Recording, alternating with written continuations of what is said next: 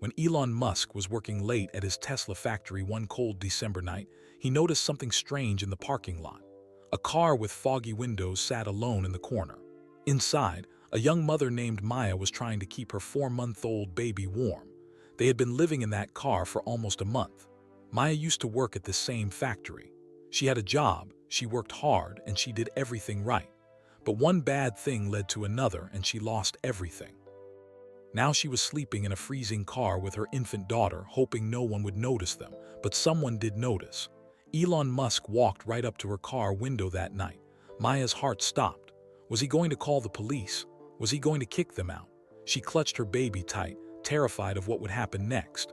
What Elon did in that moment changed everything, not just for Maya, but for thousands of families across America. The conversation they had that night led to something so big, so unexpected, that even Maya couldn't believe it was real. From living in a car to becoming one of the most powerful voices in America, from invisible to unstoppable, Maya's story will shock you, inspire you, and maybe even make you cry. But here's the thing, what Elon actually did wasn't just give her money. It was something much bigger than that. Something that would help hundreds of other families just like Maya. You need to watch this whole video to find out what really happened that night. Because the truth is more amazing than you could ever imagine. Trust me, you don't want to miss a single part of this incredible true story. The rain fell in a gentle mist across the Fremont Tesla factory parking lot, creating halos around the sodium vapor lights that cast an amber glow over rows of empty vehicles. It was 11:47 p.m. on December 15, 2024, and the temperature hovered at a bone-chilling 42 degrees Fahrenheit, cold enough to see your breath, cold enough to make sleeping in a car feel like punishment. Elon Musk pulled his black leather jacket tighter as he walked toward his waiting Tesla Model S, his mind still processing the production line adjustments he'd spent the last 4 hours implementing. The Fremont factory never truly slept, but at this hour, most of the 10,000-person workforce had long since gone home. The parking lot stretched before him like a graveyard of silent vehicles, their windshields already collecting a thin film of moisture. He was exhausted, the kind of bone-deep tired that came from splitting his consciousness between Tesla, SpaceX, X, and the dozen other ventures that consumed his waking hours. His phone buzzed incessantly in his pocket, probably more tweets to review, more emails demanding immediate responses. But for this brief walk across the parking lot, he let it buzz. That's when he noticed it. A 2009 Honda Civic, silver paint dulled by age and neglect, sitting in the employee overflow lot near the fence line. The windows were completely steamed over, condensation running down the inside of the glass in thick rivulets. It wouldn't have caught his attention. Plenty of employees worked late shifts except for one detail. Makeshift curtains fashioned from dark fabric covered every window, and the car sat suspiciously low on its suspension as if weighted down with belongings. Elon slowed his pace. Something felt wrong. Then he heard it, a sound that pierced through the ambient hum of the distant freeway and the rhythmic dripping of rain. A baby's cry, sharp, insistent, the kind of wail that spoke of genuine distress. He changed direction, his Tesla forgotten, and approached the Civic. The cry grew louder. Through a small gap in the makeshift curtain, he could see movement inside, shadows shifting in the cramped space. Elon hesitated for just a moment. In his position, approaching a stranger's car at midnight could be interpreted a dozen different ways, none of them good. But that baby's cry overrode every corporate liability concern his lawyers had ever drilled into his head. He tapped on the driver's side window. Gently at first, then a little louder. The crying stopped abruptly. The shadows inside froze. For several heartbeats, nothing happened. Then slowly the curtain pulled back a few inches and a woman's face appeared in the gap. Even in the dim light, Elon could see the terror in her eyes, the look of someone who'd been caught, cornered, exposed. She was young, maybe late 20s, with dark hair pulled back in a messy ponytail. Her face was gaunt, hollowed by stress and probably hunger, but her eyes burned with fierce protectiveness as she clutched someone against her chest. Their eyes met through the foggy glass. Hers widened in recognition. "Mr. Musk," her voice was muffled but audible, tinged with disbelief and horror. He gestured for her to lower the window. She hesitated, clearly weighing her options, then cracked it about 2 inches. Cold air rushed in and she shivered visibly. Are you living in this car?" Elon asked, though the answer was obvious. He could see it now. The backseat packed with plastic storage bins, folded clothes, a collection of empty baby formula containers, blankets and pillows creating a nest-like space. The smell that escaped through the window gap was unmistakable.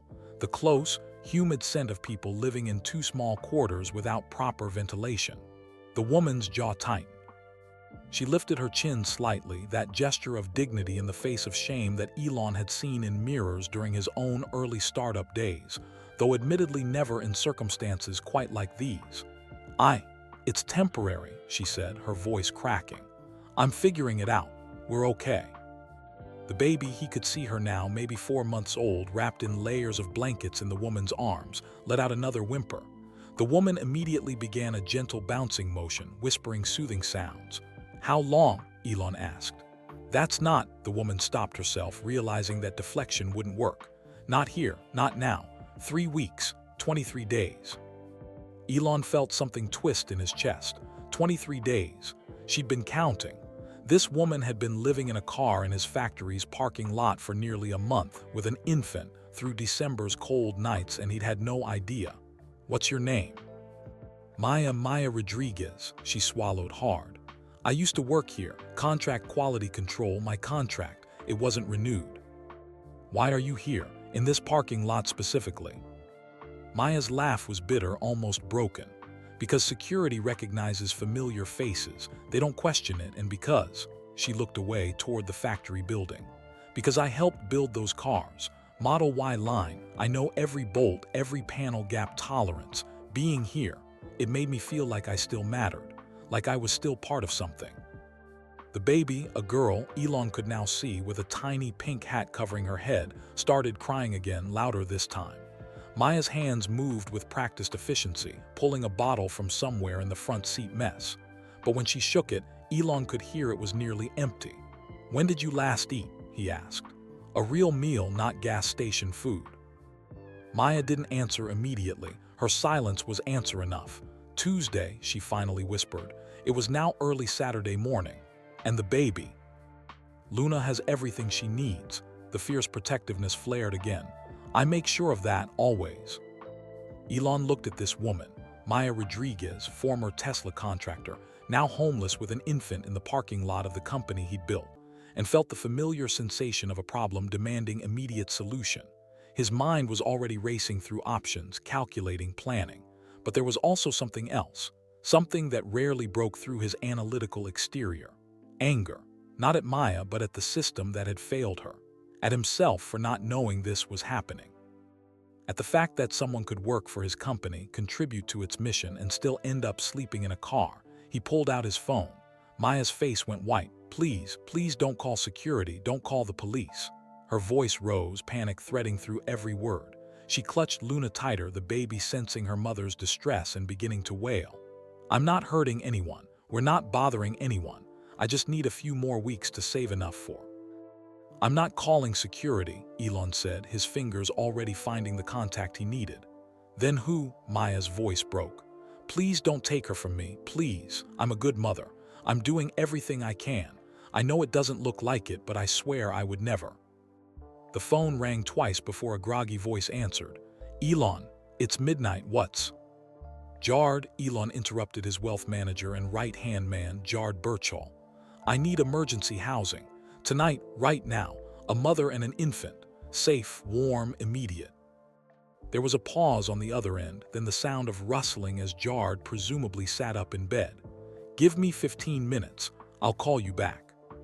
Elon hung up and turned back to Maya, who was staring at him with an expression caught somewhere between hope and disbelief and terror. Tears streamed down her face, catching the amber light. When did you last eat a real meal? He asked again, softer this time. I told you, Tuesday. What day is it now? Friday, Saturday, I don't. Maya's composure finally cracked completely. Her shoulders shook with silent sobs, careful not to disturb the baby in her arms. I don't know anymore. The days blur together. Elon made a decision. Here's what's going to happen. I'm going to drive you and Luna somewhere warm, somewhere with food, a bed, a bathroom, somewhere safe. And then you're going to tell me everything, how you got here, what you need, what went wrong. Can you do that? I don't understand, Maya whispered. Why are you doing this? Because you're sitting in a car in my parking lot with a 4-month-old baby, and it's 42 degrees outside, and that's unacceptable. But you don't know me. I could be anyone I could be. You're a mother protecting her child, Elon said simply. That's all I need to know right now. The rest we'll figure out. His phone buzzed. Jared's text appeared, residence in Fremont, Suite 412. Confirmed indefinite stay, charged to your personal account. Security notified she's expected. Elon showed Maya the text. She read it again, her lips moving silently as if she couldn't quite believe the words. I can't pay for a hotel, she said. I have $47 to my name. You're not paying. I am. Now let me help you get Luna into my car. It's warm. It has heated seats. And we're going to get both of you fed tonight. Maya looked at her daughter, then at the man standing outside her car window, one of the richest, most famous people on earth, offering her shelter with no apparent strings attached. Every instinct screamed that this couldn't be real, that there had to be a catch, that people like him didn't help people like her. But Luna was crying and it was cold, and Maya was so tired of being strong. Okay, she whispered. Okay. As Maya gathered what few essentials she could carry, diapers, the nearly empty formula container, a change of clothes for Luna, her own phone charger, Elon stood outside the Civic watching. She moved with the efficiency of someone who'd learned to pack quickly, who'd learned to prioritize ruthlessly. Everything she owned was in this car, he realized. Everything. When she climbed out, Luna bundled in her arms, Elon got his first full look at her. She was shorter than he'd thought, maybe 5'3", wearing a Tesla company hoodie that had seen better days over worn jeans. Her sneakers had holes in them, but she stood straight, meeting his eyes with that same fierce dignity he'd seen through the window. Thank you, she said. I don't know why you're doing this, but thank you. Elon gestured toward his Model S, parked 3 rows over. As they walked toward it, Maya's steps were hesitant, as if she expected someone to stop them, to tell her this was all a mistake. But no one did. The car's interior was warm, luxurious, everything her Civic wasn't.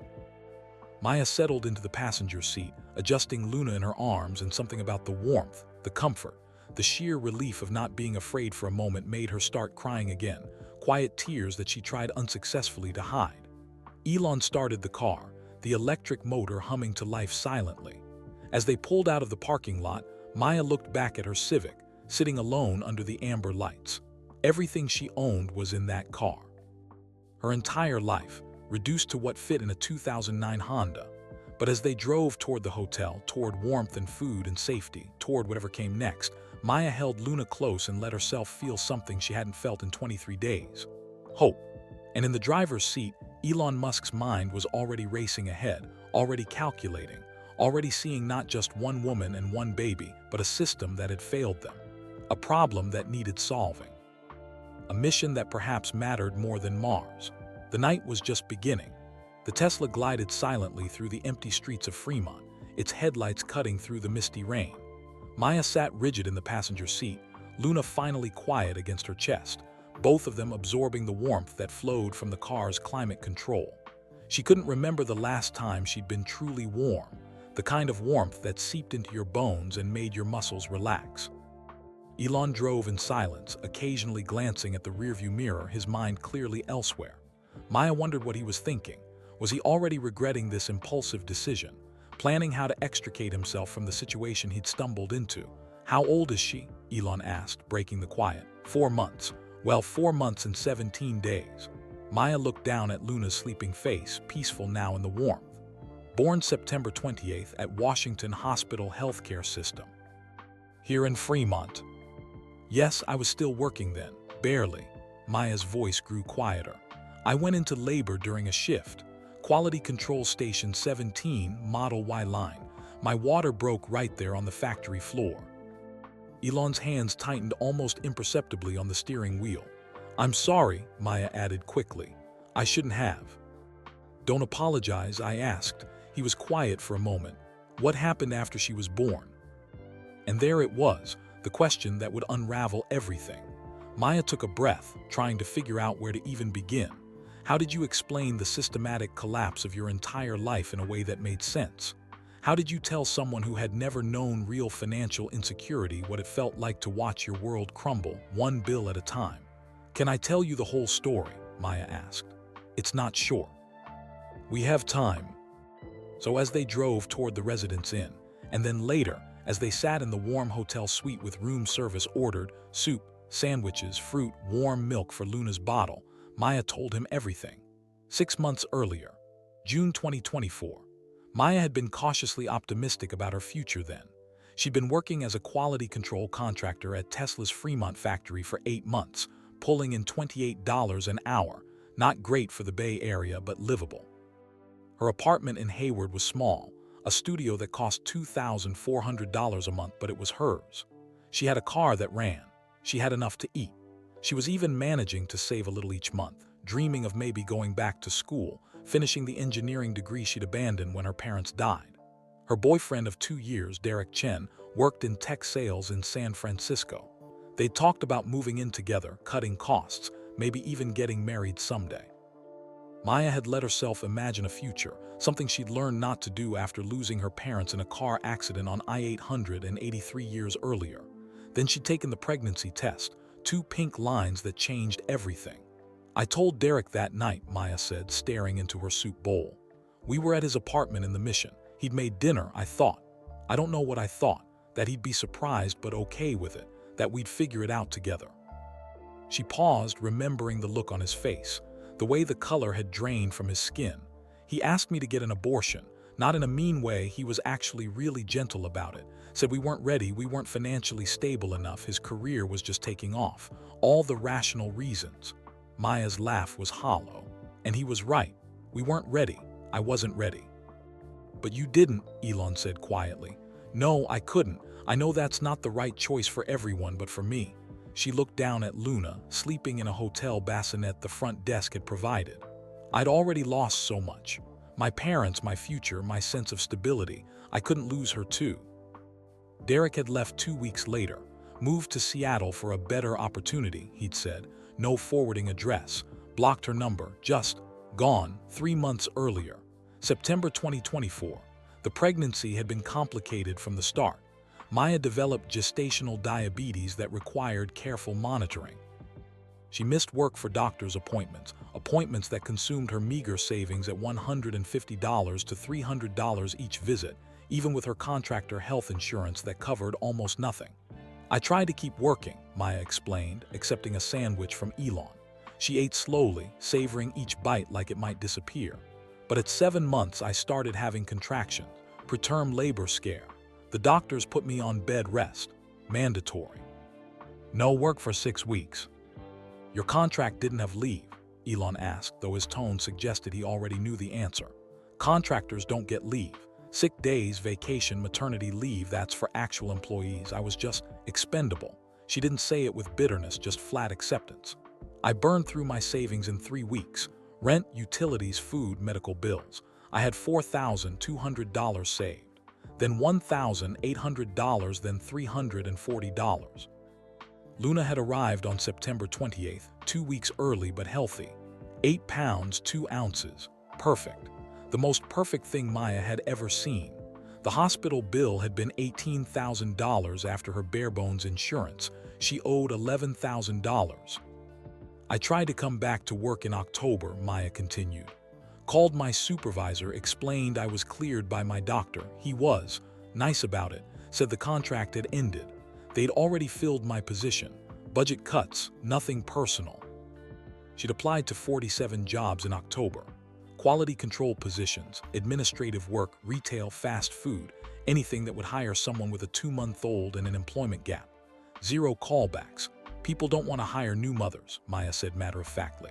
You're a liability. You'll need time off when the baby's sick. You'll need flexible hours for childcare. I couldn't afford childcare anyway. $1,500 to $2,000 a month minimum in this area. More than I could make working retail. The math hadn't worked. No matter how she calculated it, the numbers never added up. The descent had been rapid after that. November rent couldn't pay. Her landlord, a retired veteran named Mr. Kowalski who owned the 4-unit building, had been patient at first. He'd let her slide for 1 month. But when December came and she still had nothing, he'd had no choice. He felt terrible, Maya said. Gave me until November 22nd instead of evicting me immediately. Even let me keep my security deposit to help with moving costs, but there was nowhere to move to. No apartment would rent to me without proof of income. Homeless shelters were full. There's a waiting list months long. Family shelters require you to be in the system already, with documentation, with social worker approval. It takes weeks. She'd loaded everything into her Honda Civic on November 22nd. Clothes, Luna's supplies, important documents, her parents' photo album, the only pieces of them she had left. Everything else she'd left on the curb with a free sign. "Where did you go that first night?" Elon asked. "Walmart parking lot in Union City. I'd read online that they don't tow overnight vehicles." Luna cried for 3 hours straight. "She could feel my stress, I think. Babies know." Maya's voice cracked. "I sat in that parking lot, watching people walk in and out with their groceries, their normal lives, and I couldn't believe this was real, that this was my life now." The routine had developed quickly. She'd learned which parking lots were safe, which ones had security that would knock on your window at 2 a.m. and tell you to move.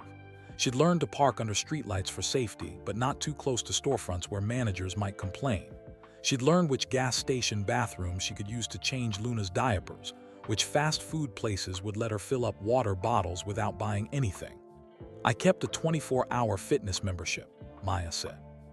$10 a month, that was my luxury. 3 times a week I'd go shower there, wash my hair, wash Luna in the sink, try to feel human for 20 minutes. She'd fed Luna first, always. Formula was expensive, $35 for a container that lasted maybe 5 days. But Maya never skipped it, never watered it down the way she'd read some desperate parents did. Luna ate. Maya didn't mostly. I'd eat every other day, sometimes every third day. Crackers from the dollar store, apples, whatever was cheapest. I got good at ignoring hunger. You adapt. She said it so casually, as if starving yourself was just another life skill to master. And the Tesla parking lot, that had started 2 weeks in. "I drove past the factory one night," Maya explained, "and I pulled in, parked in that overflow lot near the fence. I told myself it was just for one night, but nobody bothered me. Security did their rounds, but they never approached my car. I think they thought I was working late shift or something."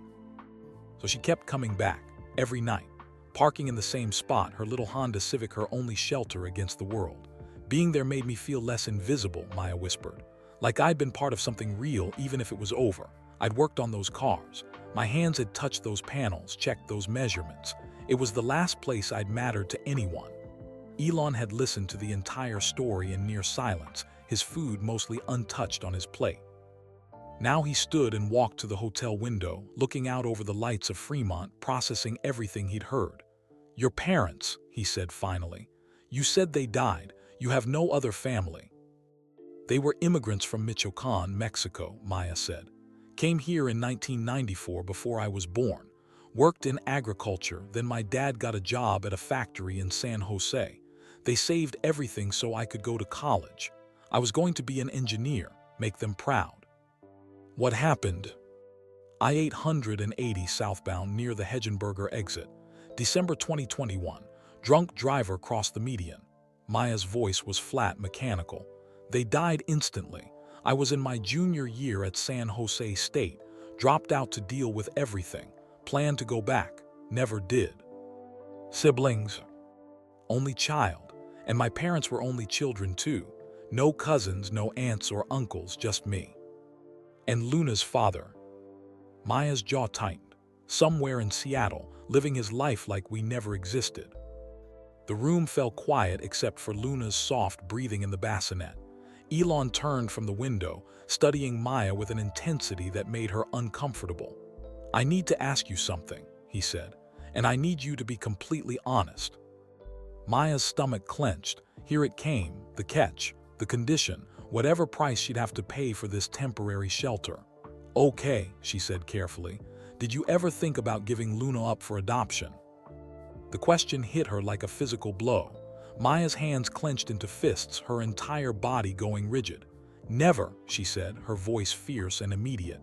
"Not for 1 second. Not even when." "Never." Maya stood, crossing to the bassinet, needing to be closer to her daughter. "You want to know why? Because she's not my burden.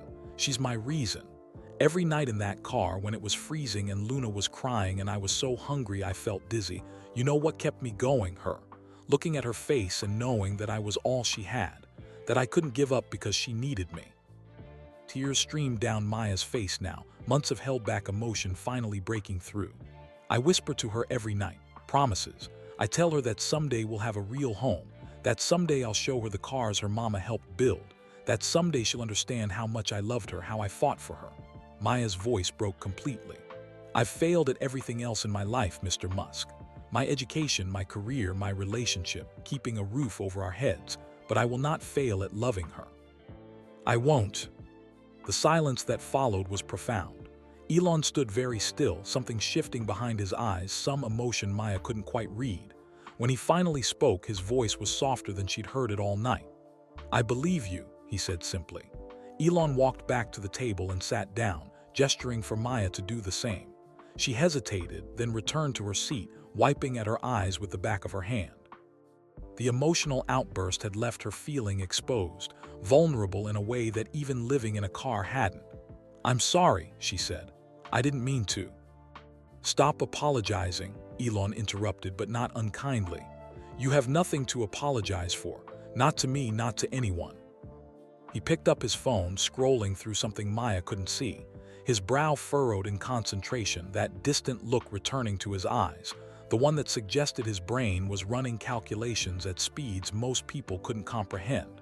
When did you last eat a real meal? He asked again, looking up at her. I mean before Tuesday. When was the time before that? Maya had to think.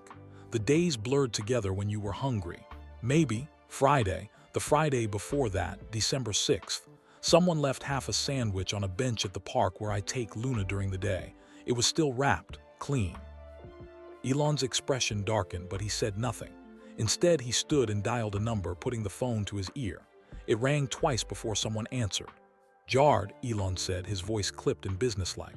I need something else. Emergency housing isn't enough. He paused, listening. No, she's right here. I need you to set up an account, emergency fund, $5,000 immediate transfer. Another pause, because I'm asking you to do it, tonight, right now. Maya's eyes went wide. She started to shake her head to protest, but Elon held up a finger, gesturing for her to wait. And Jarred, tomorrow morning I need you to compile everything we have on contractor benefits or lack thereof. I want to know exactly how many people working for Tesla are in similar situations. Not speculation, data. He listened again. Because one is too many and I'm betting we have more than one. Get me numbers by noon. He hung up and immediately made another call. This time the voice that answered was female, professional even at this late hour. Mr. Musk, is everything all right? Rebecca, I need you to do something for me tomorrow, first thing. I want a full audit of our contractor system.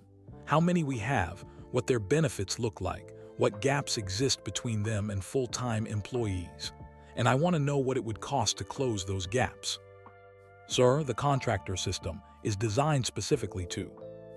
I know what it's designed to do. I'm asking what it would take to redesign it. Can you have preliminary numbers for me by Monday? Yes, I can do that. Thank you, Rebecca. He ended the call and looked at Maya, who was staring at him with an expression caught between shock and confusion. What are you doing? She asked. Fixing a problem.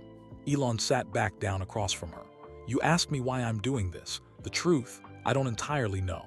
But I know that you're sitting here because a system I built failed you. Maybe not directly, maybe not intentionally, but you worked for my company, contributed to my mission, and ended up sleeping in a car. That's unacceptable. I was a contractor. That's different than. Why? The question was sharp, challenging. Why is it different? You did the work, didn't you? You helped build the cars. Yes, but then you were part of the team. The fact that some HR designation made you expendable is a flaw in the system, not a reflection of your value. He leaned forward, his intensity focused entirely on her now. Here's what's going to happen, Maya. Tonight, you're safe. You and Luna have this room for as long as you need it. 3 months, 6 months, however long it takes. I can't let you. You can and you will. Tomorrow, you're going to wake up and take a real shower. You're going to eat breakfast, actual breakfast, not gas station crackers. You're going to spend time with your daughter without worrying about where you'll sleep that night. And then, when you're ready, we're going to talk about what comes next. Maya felt tears threatening again. What comes next? I don't have a job, I don't have references. I have a 4-month-old baby and no childcare in. Tell me something, Elon interrupted. If you could wave a magic wand and fix this, not just for you but for everyone in your situation, what would you change? What would actually solve the problem? The question caught Maya off guard. She'd spent so long just trying to survive that she hadn't thought about solutions. Solutions were for people with power, with resources, with options, not for people living in cars. I don't know, she admitted. The problems are too big. Housing costs too much. Childcare costs too much. Jobs that pay enough to cover both require experience or degrees I don't have time to finish because I'm busy keeping Luna alive. It's a cycle with no exit. But if there was an exit, if you could design it. Maya thought about the other cars she'd seen in various parking lots during her 23 days of homelessness. The RV at the Walmart that had been there every night she'd been there. The van at the rest stop with Texas plates and children's toys visible through the window. The truck at the 24-hour fitness where a man in his 60s emerged every morning in work clothes, trying to maintain the appearance of normalcy. Support, she said finally. Real support. Not charity that makes you feel ashamed, but actual help. A place to stay that doesn't cost your entire paycheck. Childcare that doesn't require you to work 2 jobs just to pay for it so you can work those 2 jobs. Job training that doesn't assume you have 8 hours a day to sit in a classroom. Help that treats you like you're temporarily struggling, not permanently broken. Elon was quiet for a long moment, his eyes never leaving her face. What if I told you I could do that? He asked. Do what? Create that support, not just for you, for others. Maya laughed, but it was edged with disbelief. You're one person. Even you can't fix the housing crisis in the Bay Area. No, Elon agreed, but I can fix it for some people, and some is better than none. He pulled out his phone again, this time opening his notes app and typing rapidly. You're right about the cycle. People can't get jobs without housing, can't get housing without jobs, can't afford childcare without better jobs. But what if we broke that cycle at multiple points simultaneously? I don't understand what you're suggesting. I'm not sure I do either yet, but I'm thinking about it. He looked up from his phone. How many other people do you think are in situations like yours, working people who fell through the cracks? In the Bay Area, thousands, tens of thousands probably. Maya had seen the statistics before, back when she was still housed and thought homelessness was something that happened to other people. Family homelessness is up 38% in California since 2020. Most of them are working families, people with jobs who just can't afford rent. And how many of those are connected to Tesla, current or former employees, contractors? I have no idea. Neither do I. Elon's fingers flew across his phone screen, but I'm going to find out. Maya watched him work, this strange, intense man who'd stumbled across her at midnight and decided to upend his night to help her. She still didn't fully understand why. Guilt, genuine compassion, some combination she couldn't parse. Can I ask you something? She said quietly. Yes. Why do you care? Really? You could have called security when you saw my car. You could have given me money for a hotel tonight and walked away. You could have done the minimum, but you're not. Why? Elon stopped typing and set his phone down. For the first time that night, he looked uncomfortable, as if the question had touched something he didn't usually examine. I have 11 children, he said finally, with 3 different women. My relationship with my own father is complicated. I've made a lot of mistakes as a parent, struggled with things that probably should have come naturally. I've had every advantage, wealth, education, resources, and I still struggle to get it right. He gestured toward the bassinet where Luna slept. You have nothing. No support, no safety net, no backup plan, and you're fighting like hell to give her everything anyway. You could have made easier choices, given her up like I asked, stopped fighting, but you didn't. His voice grew quieter. That kind of determination, that kind of love, it deserves support, not punishment. And the fact that our system punishes it is something I can't ignore now that I've seen it. Maya felt her throat tighten. I'm not special. There are thousands of mothers doing exactly what I'm doing. I know, that's the problem. Elon stood and walked to the window again, looking out over the city. I spend my time thinking about Mars, about electric cars, about artificial intelligence. Big problems with big solutions. But right here in the shadow of the factory where we're building the future, people are sleeping in cars. That's not a technology problem. It's a human problem. And maybe, he trailed off. Maybe what? Maybe I've been ignoring the wrong problems. The room fell silent again. Maya looked at Luna, sleeping peacefully, her tiny chest rising and falling in steady rhythm. For the first time in months, her daughter was truly warm, truly safe. And Maya hadn't had to beg or lie or sacrifice her dignity to make it happen. Someone had just helped. The $5,000, Maya said. I can't accept that. It's already done, Jard's fast. Then I'll pay it back, every cent. It might take time, but use it to get stable, to buy Luna what she needs, to eat regular meals. Elon turned back to face her and stopped thinking about everything as a debt. Sometimes help is just help. Maya wanted to argue, but exhaustion was crashing over her in waves now that the adrenaline was fading. She'd been running on survival mode for so long that her body didn't know what to do with safety. You should sleep, Elon said, noticing her fatigue. Real sleep in a real bed. When's the last time you did that? September 27th, the night before Luna was born. The statement hung in the air, stark in its simplicity.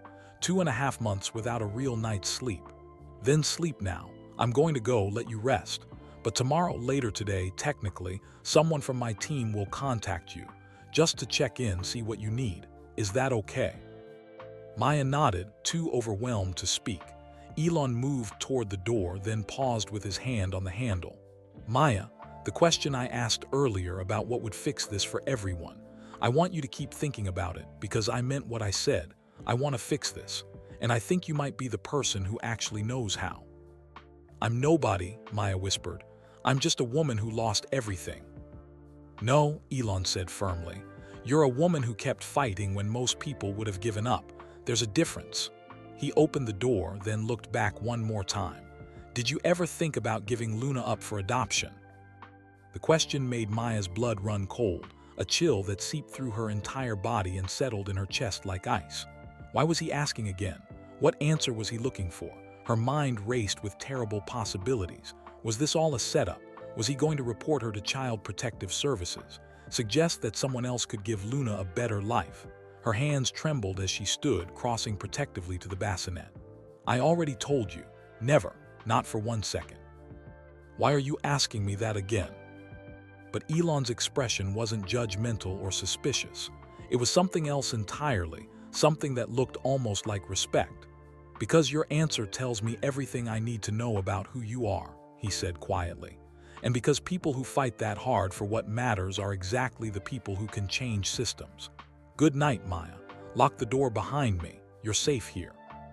And then he was gone, leaving Maya standing in a warm hotel room, her daughter sleeping peacefully nearby, her mind spinning with questions she couldn't begin to answer. What had just happened? What did he mean about changing systems?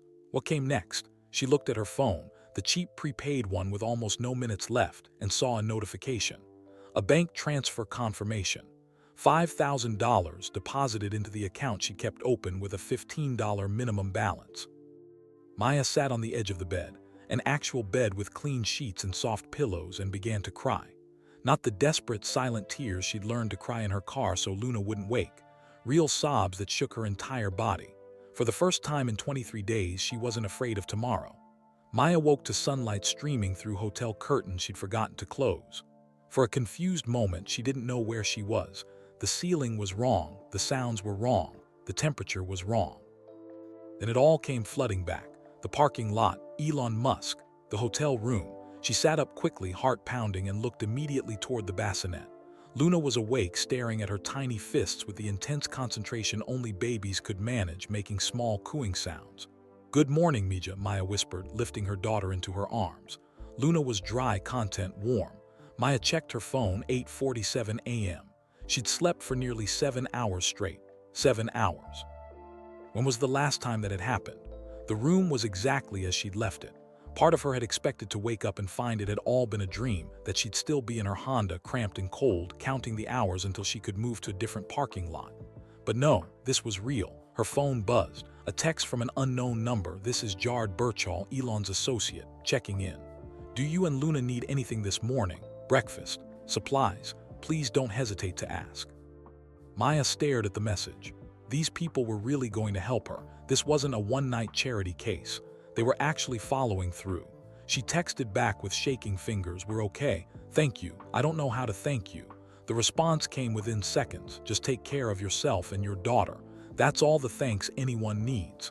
Maya set the phone down and looked around the suite.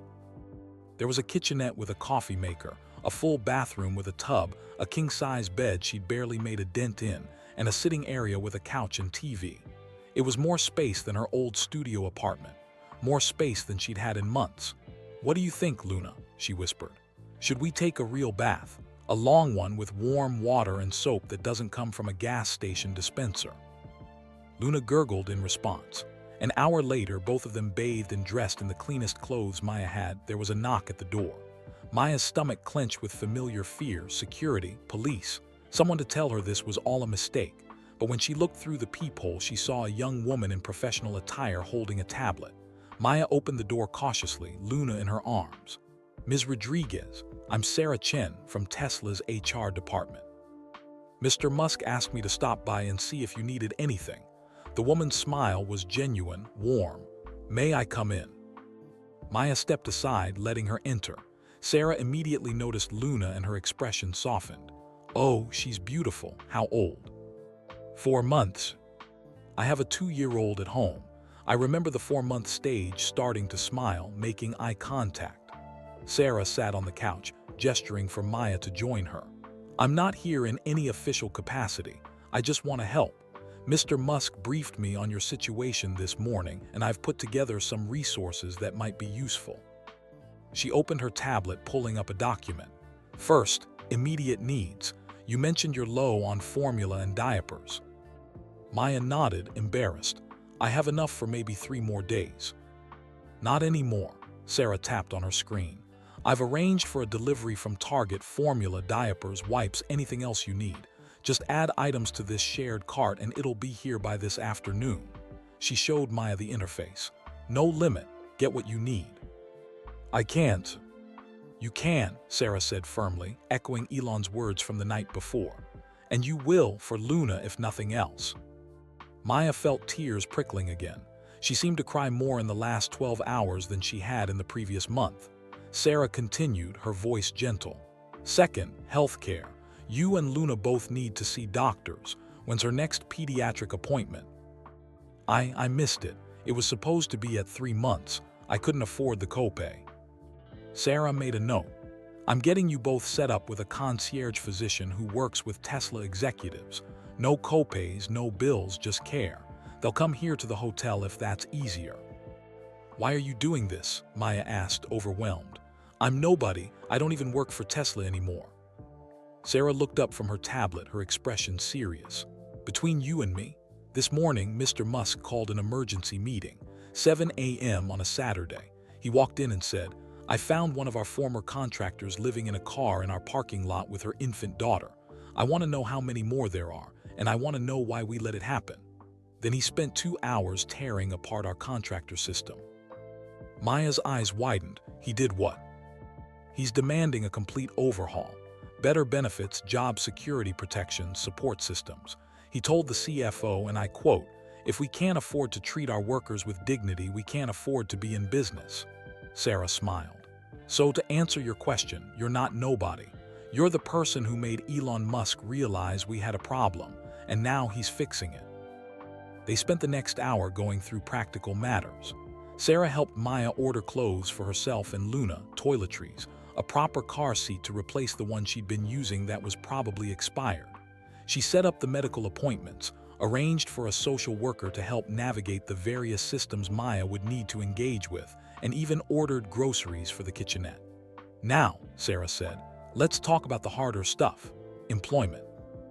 Maya's stomach sank. "I've been applying everywhere. Nobody's calling back." "What kind of work are you looking for?"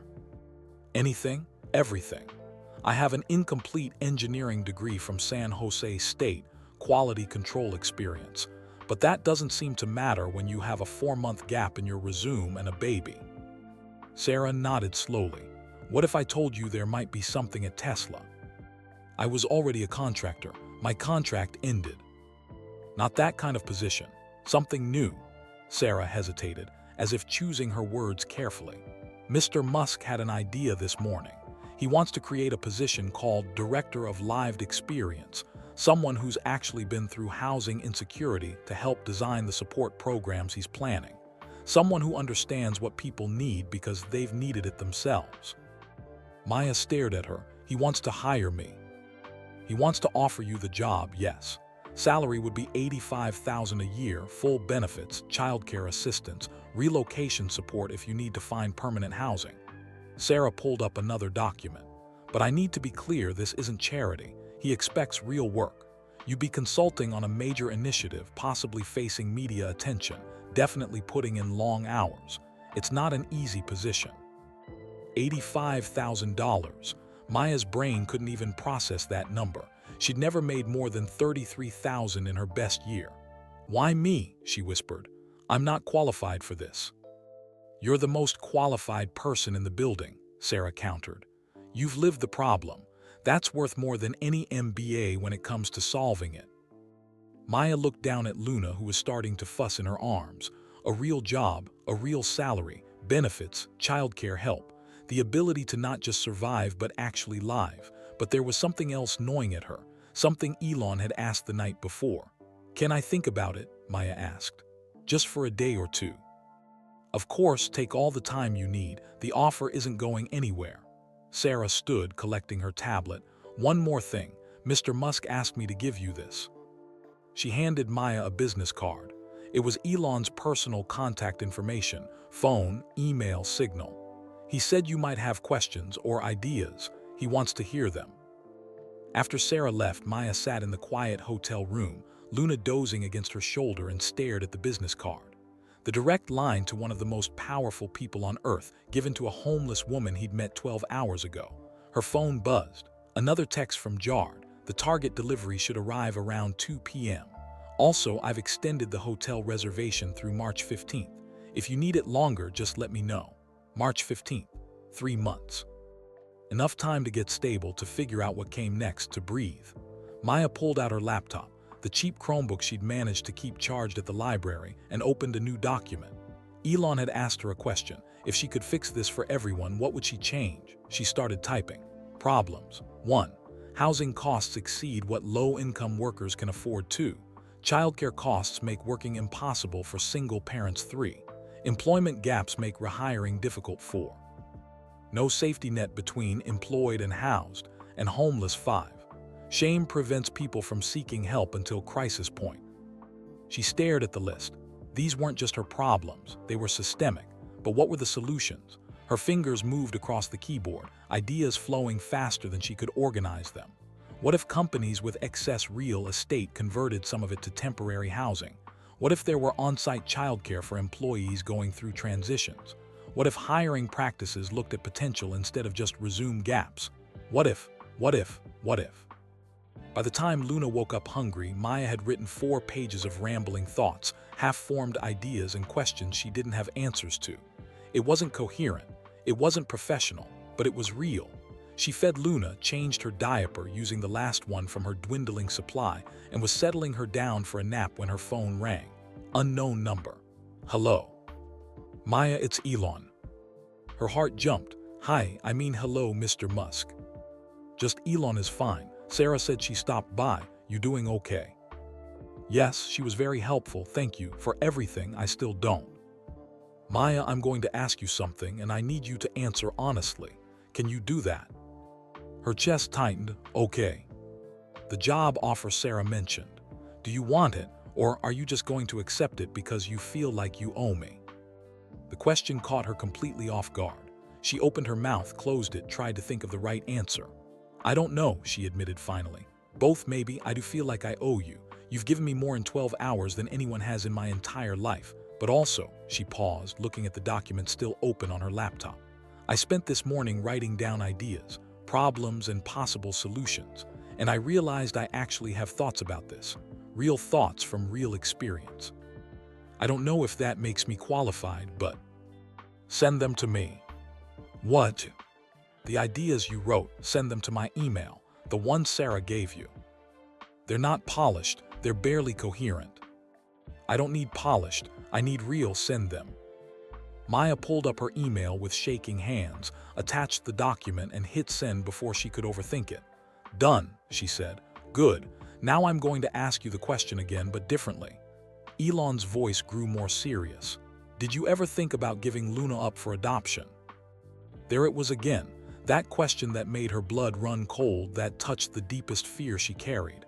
Why did he keep asking this? Why? Maya's voice came out harder than she intended. Why do you keep asking me that? What answer are you looking for? I'm looking for the truth, did you? No, the word was fierce, protective. Never, not even when I was at my lowest. Not even when staying in that car. Not even when I was so hungry I couldn't think straight. She's my daughter, she's mine. Nothing, no amount of suffering, no level of desperation would make me give her away. Silence on the other end. Maya's heart pounded. Had she said the wrong thing, been too aggressive, revealed something that would make him reconsider helping her? When Elon finally spoke, his voice was quiet, almost reverent. That's exactly the answer I needed to hear. I don't understand. Character, Elon said simply. I can teach someone about business, about systems, about logistics. I can't teach someone to care the way you care, to fight the way you fought. That comes from something deeper. Maya felt tears building again. I just did what any mother would do. No, most people have breaking points. You clearly don't, or if you do, you haven't found it yet. She could hear something shifting in his voice, a decision being made. I'm reading your document right now. These ideas, Maya, some of these are brilliant. Rough, yes. Unfinished, definitely. But there's real insight here. Really? Really? Especially this part about excess company real estate. We have buildings, empty ones or underutilized ones. Why aren't we using them? She heard typing through the phone. What if we converted some of these spaces into transitional housing? Not forever, not as a replacement for real housing solutions, but as a bridge. A safe place for employees or former employees to stabilize while they get back on their feet. Maya's pulse quickened. He was taking her seriously, actually considering her ideas. It would have to be done carefully, she said, her brain engaging despite her exhaustion. People need dignity, not charity. Privacy matters. It can't feel like a shelter or people won't use it. Agreed, what else? And suddenly they were talking, really talking, about logistics and design and what would actually help versus what would just make people feel pitied. Maya found herself describing what she would have needed during those 23 days. Not just a bed, but a place where she didn't feel watched or judged. Not just food, but the ability to prepare meals herself, maintain some semblance of normal life. Not just shelter, but support, job placement assistance, childcare, healthcare, navigation. This is exactly what I'm talking about, Elon said, excitement creeping into his voice. You understand this in a way no consultant ever could because you lived it. That's invaluable. So you really want to do this, build housing for people like me. I really want to do this, but I need your help, not just your ideas. I need you involved, actively. Will you take the job Sarah offered? Maya looked around the hotel room, at Luna sleeping peacefully in the bassinet, at the Target cart full of supplies she'd never been able to afford, at the laptop with her rough ideas that apparently weren't so rough after all. Can I have until Monday to decide? She asked. I need to. I need to process everything. It's all happening so fast. Take until Monday. Take until next week if you need it. But Maya. Yes. I meant what I said last night. You're not a victim in this story. You're a survivor who became a fighter. Don't let anyone, including yourself, tell you otherwise. After they hung up, Maya sat in stunned silence. 24 hours ago, she'd been living in a car, counting the days until she ran out of formula, wondering how much longer she could keep fighting. Now she had a hotel room, $5,000 in her account, and a job offer from one of the richest men on earth. It felt impossible, like a fairy tale, like something that happened to other people, not to her. But it was real. The soft sheets were real. Luna's full belly was real. The possibility of an actual future was real. Maya pulled out the business card Sarah had given her and stared at Elon's contact information. Then she did something she hadn't done in years. She prayed, not to any specific god. Her parents had been Catholic, but she drifted away after their deaths, but to the universe, to fate, to whatever force had put her car in that parking lot on the exact night Elon Musk was working late. "Thank you," she whispered. "Whatever happens next, thank you for this moment, for this chance. Please let me be worthy of it." Luna stirred in her sleep, making a small sound of contentment. And for the first time since September 28th, Maya Rodriguez allowed herself to believe that maybe, just maybe, everything was going to be okay. Maya spent Sunday in a haze of normalcy that felt almost surreal. She and Luna fell into a rhythm she'd almost forgotten existed: wake up naturally, not because of cold or fear. Feed Luna without rationing formula. Eat breakfast herself, actual breakfast, delivered from the hotel restaurant. Take a long shower without watching the clock or worrying about someone knocking on the bathroom door. The Target delivery arrived as promised: boxes and bags full of diapers, formula, baby clothes, and essentials Maya had been making do without for months. She unpacked everything slowly, carefully, touching each item like it might disappear. But beneath the relief, her mind kept circling back to Elon's question and her own document. The ideas she'd written in a rush now seemed naive, simplistic. What did she really know about solving systemic problems? She was just one person who'd failed to keep herself housed. What made her think she could help others? Her phone buzzed constantly. Texts from Jard checking in. An email from Sarah with appointment confirmations for Luna's pediatrician visit on Tuesday. A message from a Tesla legal representative about setting up direct deposit if she accepted the position. And then at 8:47 p.m. on Sunday night, a text from Elon. "Are you awake?" Maya's heart jumped. "Yes, can I call you? Have an idea." Before she could respond, her phone rang. "I've been thinking about your document all weekend," Elon said without preamble. Specifically the part about empty buildings. Maya shifted Luna to her other arm, moving to the couch. "Okay. I had my team pull data on every property Tesla owns or leases within 30 miles of the Fremont factory. Warehouses, office spaces, facilities we're transitioning away from. Guess how many we have sitting at less than 40% utilization?"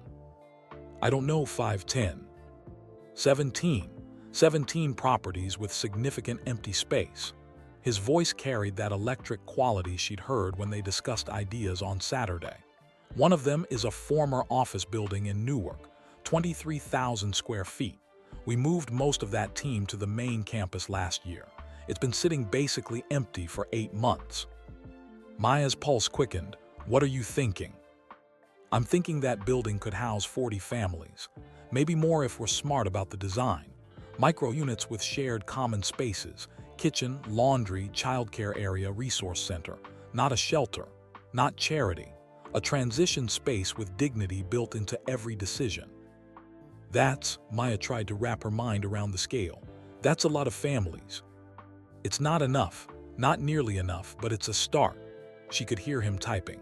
"I want to see it tomorrow. Can you come with me? Walk through it, tell me what you'd need, what would actually work versus what sounds good on paper." "Tomorrow, I don't have childcare." "Bring Luna. This is about families. She should be there." He paused. "Unless you're not comfortable with that." Maya looked at her daughter, sleeping peacefully in her arms. A week ago, she'd been making these same bottles in a cold car, trying to keep Luna warm with her own body heat. Now someone was asking her to consult on a project that could help dozens, maybe hundreds of families avoid that same fate. "What time?" she asked. Monday morning, a Tesla Model Y pulled up to the residence inn at 9:00 a.m. sharp. The driver, a woman in her 50s with kind eyes, introduced herself as Patricia, one of Tesla's executive drivers. "Mr. Musk is meeting us at the Newark site," Patricia explained as Maya buckled Luna into the new car seat Sarah had arranged. "He's running about 20 minutes behind schedule, but that's pretty normal." They drove through Fremont in morning traffic, Maya watching the familiar streets pass by with new eyes. How many of the cars around them held people living in them? How many parking lots hid the invisible homeless, the workers who showered at gyms and slept in vehicles and pretended everything was fine? The Newark building was unremarkable from the outside. A 2-story concrete structure with the faded Tesla logo still visible near the entrance. The parking lot was mostly empty, weeds pushing through cracks in the asphalt. Two vehicles were already there, Elon's Model S and a truck with Van Haljosen design on the side. Elon emerged as they pulled up, along with a tall man with silver hair that Maya recognized from Tesla promotional materials, Frans van Haljosen, the chief designer responsible for every Tesla vehicle's aesthetic. "Maya, this is Frans," Elon said by way of introduction. "Frans, Maya is the person I told you about. She's going to tell us why all our ideas are wrong." Frans laughed, extending his hand to shake Maya's. "He's not kidding. He woke me up Saturday morning saying we're designing housing now. I design cars." "Human-scale design is human-scale design," Elon said. "Cars, homes, whatever. The principles are the same, form follows function, every detail matters." "Are we doing the tour with the baby?" Frans asked, noticing Luna in Maya's arms. "Yes," Elon said firmly. "This project is for families. Luna represents our user base." They entered the building through a side door that Elon unlocked with a key fob. The interior smelled of disuse, stale air, and dust. The space was vast, divided into former cubicle farms and conference rooms, drop ceilings with fluorescent lights, industrial carpet worn thin by years of foot traffic. "Depressing as hell right now," Frans admitted. "But there's good bones here. High ceilings if we rip out the drop tiles. Good natural light from these windows. Solid structure." Maya walked slowly through the space, Luna alert and looking around with wide eyes. She tried to imagine it not as an abandoned office but as a home, multiple homes. Where would privacy walls go? How would you create distinct living spaces that didn't feel like prison cells? "What are you thinking?" Elon asked, watching her carefully. "I'm thinking about dignity," Maya said quietly. "When you're homeless, people treat you like you're invisible, or worse, like you're a problem to be solved, a statistic, a cautionary tale. Whatever this becomes, it can't feel like that." "What would make it feel different?" Frans had pulled out a tablet and was taking notes. Maya moved to one of the windows overlooking a small courtyard. "Privacy matters, but so does community. When I was in my car, the loneliness was almost worse than the cold. I had no one to talk to, no one who understood. I was completely isolated." She turned back to face them. What if the units were small, just enough space for sleeping, basic living, but the shared spaces were really good? A kitchen where people could cook together if they wanted, or alone if they didn't. A playroom where kids could be kids. A quiet room for people who need to decompress. Make the private spaces adequate and the public spaces excellent. Frans was typing rapidly. "That's smart. It's also more cost-effective. Invest in communal amenities instead of duplicating everything in each unit." "How many units are we talking about?" Maya asked. Elon pulled up architectural drawings on his phone. Original plan was 40 microunits, roughly 300 square feet each. Bathroom in each unit, small kitchenette, sleeping area. But based on what you're saying, maybe we reduce unit size to 200 square feet, sleeping, bathroom, minimal kitchen, and expand the common areas significantly. "That could work," Maya said slowly. "But you'd need storage. When you're transitioning, you have belongings but nowhere to put them. I had everything I owned in my car. If I'd had to move into a 200 square foot space with no storage, I would have had to throw away my parents' photo albums, Luna's baby books, everything that mattered but wasn't immediately necessary." "Storage units," Frans said, making another note. "Integrated into the design. Every resident gets a secure storage space."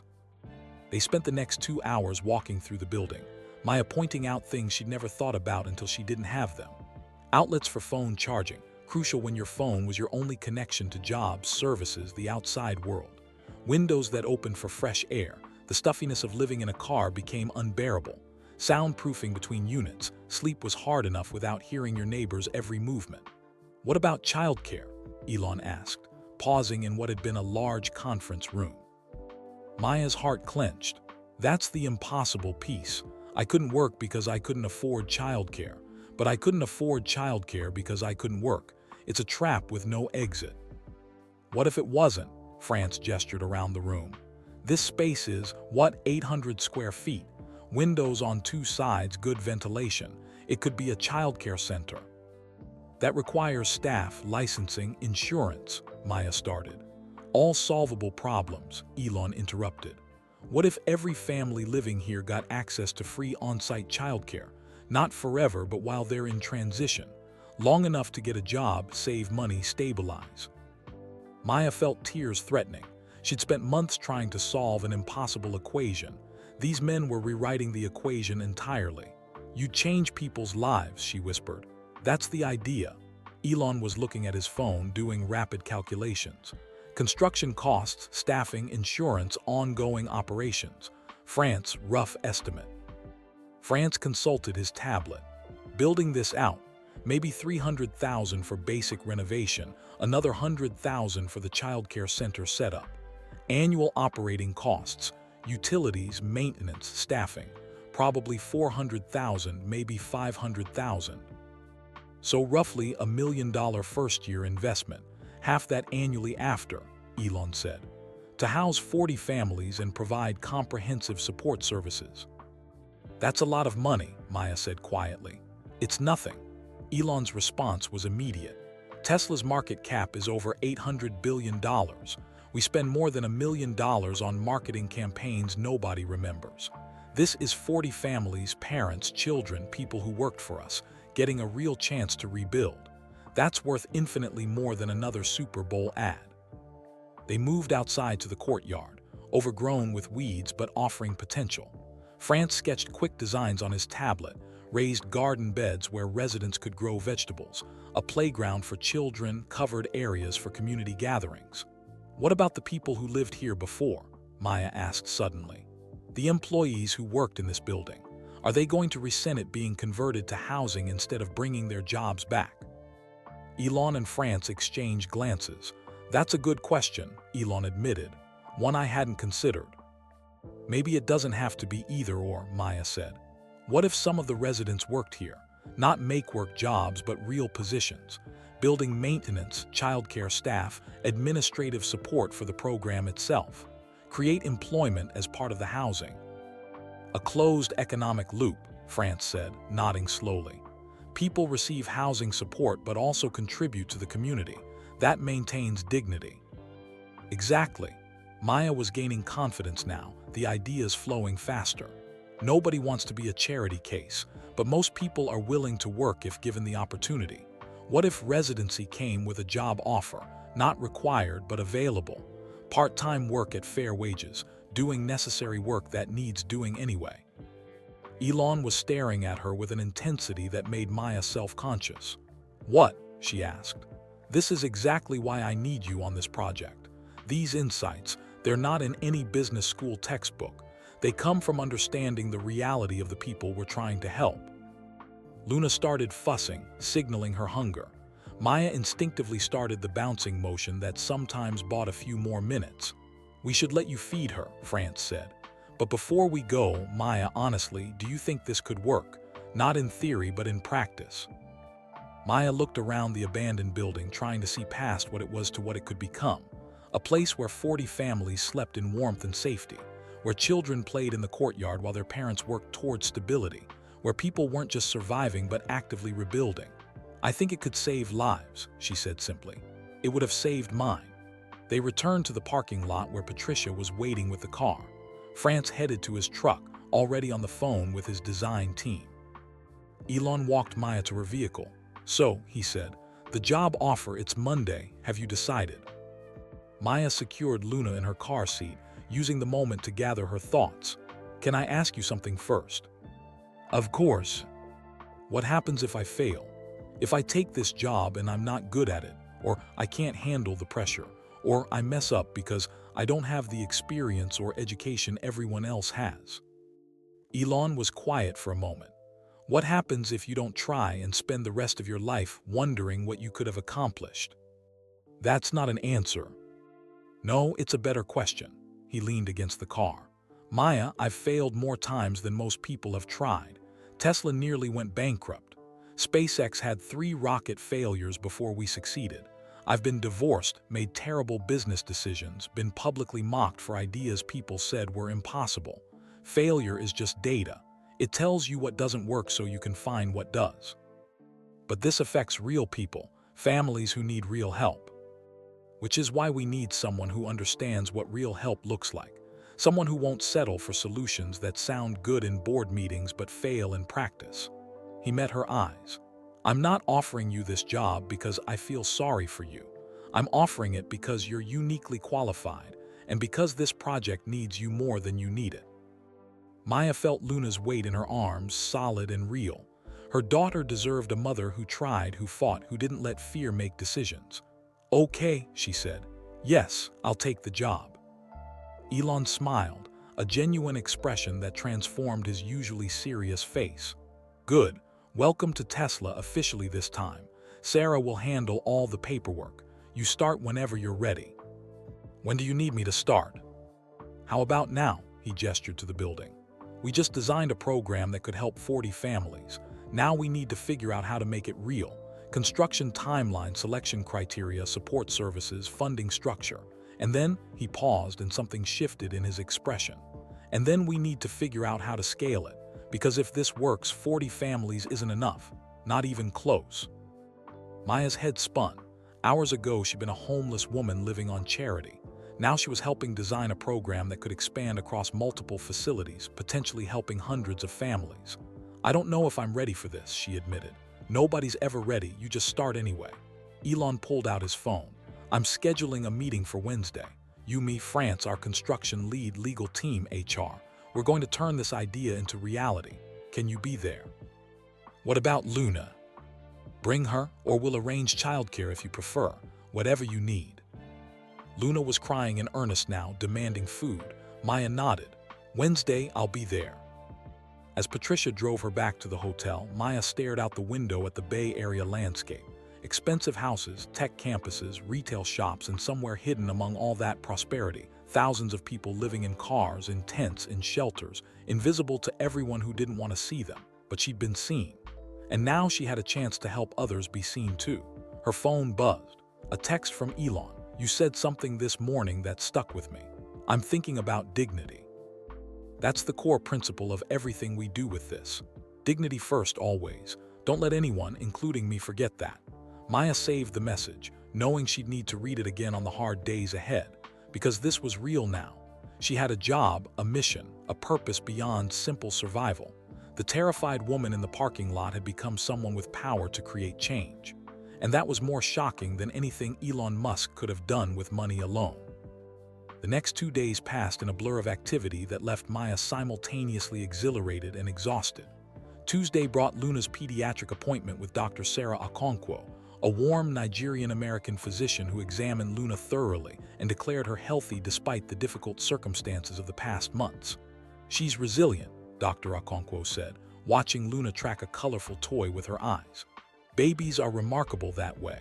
But you, Mama, when's the last time you saw a doctor yourself?" Maya couldn't remember. Before the pregnancy, certainly. "I'm fine," she said automatically. Dr. Okonkwo gave her a look that suggested she'd heard that lie 1,000 times.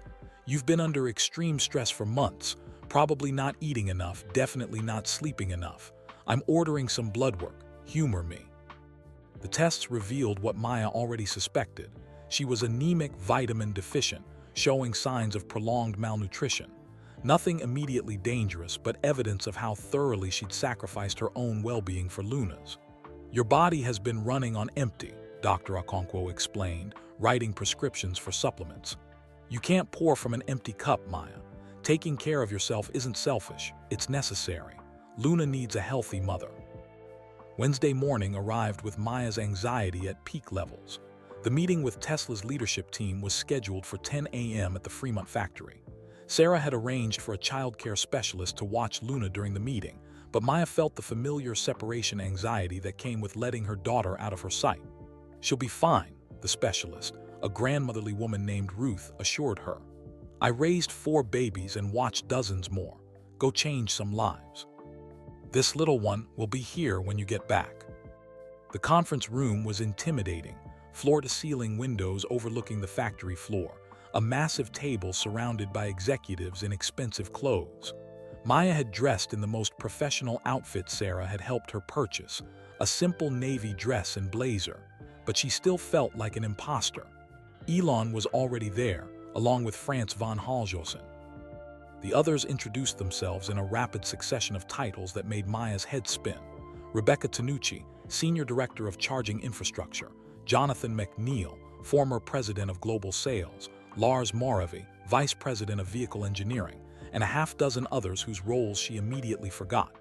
"Everyone, this is Maya Rodriguez," Elon said. "She's our new Director of Lived Experience and the reason we're all here. Maya, don't be intimidated by these people. Half of them are about to realize how much they don't know about the problems we're trying to solve." A few nervous laughs rippled through the room. Elon pulled up architectural renderings on the large screen. France's team had worked over the past 2 days to create detailed mock-ups of the Newark building conversion. The transformation was stunning. Where Maya had seen abandoned office space, the renderings showed warm, inviting microunits with efficient layouts, abundant natural light, and thoughtful design touches that made each space feel like home rather than charity. "The project is called Tesla Community Initiative," Elon announced. "Phase 1 is the Newark facility, 40 residential units, on-site childcare center, shared amenities, integrated support services. Total first-year cost, approximately $1.2 million. Annual operating costs thereafter, $500,000. Rebecca Tanucci spoke up. "That's a significant investment for 40 families. What's the ROI?" "Wrong question," Elon said sharply. "The question is, what's the cost of doing nothing? What's the cost of having employees or former employees living in cars in our parking lots while we build rockets and electric vehicles?" "I understand the humanitarian aspect," Rebecca continued, unfazed. "But as a business matter, we need to consider liability, ongoing financial commitment, scalability concerns." "Maya," Elon interrupted, "tell them what the cost was for you." All eyes turned to her. Maya's mouth went dry. She hadn't expected to speak so soon, hadn't prepared remarks. "I don't understand the question," she said quietly. "The cost of living in your car for 23 days, what did it cost you?" Maya looked down at her hands, remembering. "Everything. My health, my dignity, my belief that I mattered to anyone. I spent every day terrified that someone would call Child Protective Services and take Luna. I spent every night so cold I couldn't sleep, so hungry I couldn't think, so ashamed I wanted to disappear."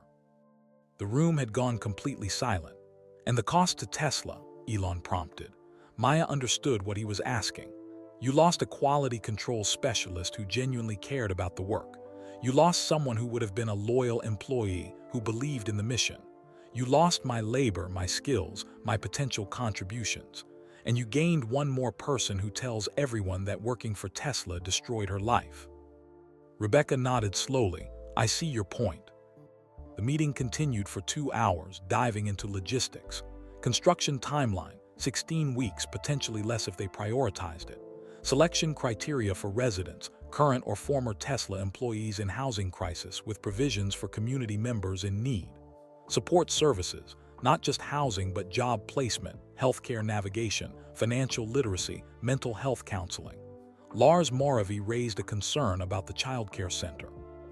"Licensing requirements for childcare facilities in California are extensive. We're looking at months of bureaucratic process, inspections, certifications." "Then we start that process today," Elon said. "Parallel track everything. Construction, licensing, staff recruitment. What else?" "Funding structure," another executive said. "Is this coming from corporate Tesla or personal funds?" "Does it matter?" Elon shot back. "For tax purposes and shareholder communications, yes." "Fine, I'll fund phase 1 personally. If it works, when it works, we'll discuss corporate expansion." He turned to Maya. "You've been quiet. What are we missing?" Maya had been taking notes, her mind racing through everything being discussed. "The people," she said. "What about them? We're talking about buildings and budgets and timelines, but we haven't talked about the actual humans who will live there. How do we select them? What happens if someone violates the rules? What if the program attracts people with severe mental health issues or addiction problems we're not equipped to handle? What if residents don't get along? What if?" "Those are all valid concerns," Elon interrupted. "What are the answers?" "I don't know. I'm not a social worker or a housing expert. I just know that people are complicated and trauma makes them more complicated. Whatever we build has to account for that complexity. France leaned forward. What if we brought in consultants, partner with existing organizations that work with homeless populations, Life Moves, EHC Life Builders, others, learn from their expertise? Yes, Maya said immediately. Partner, don't reinvent.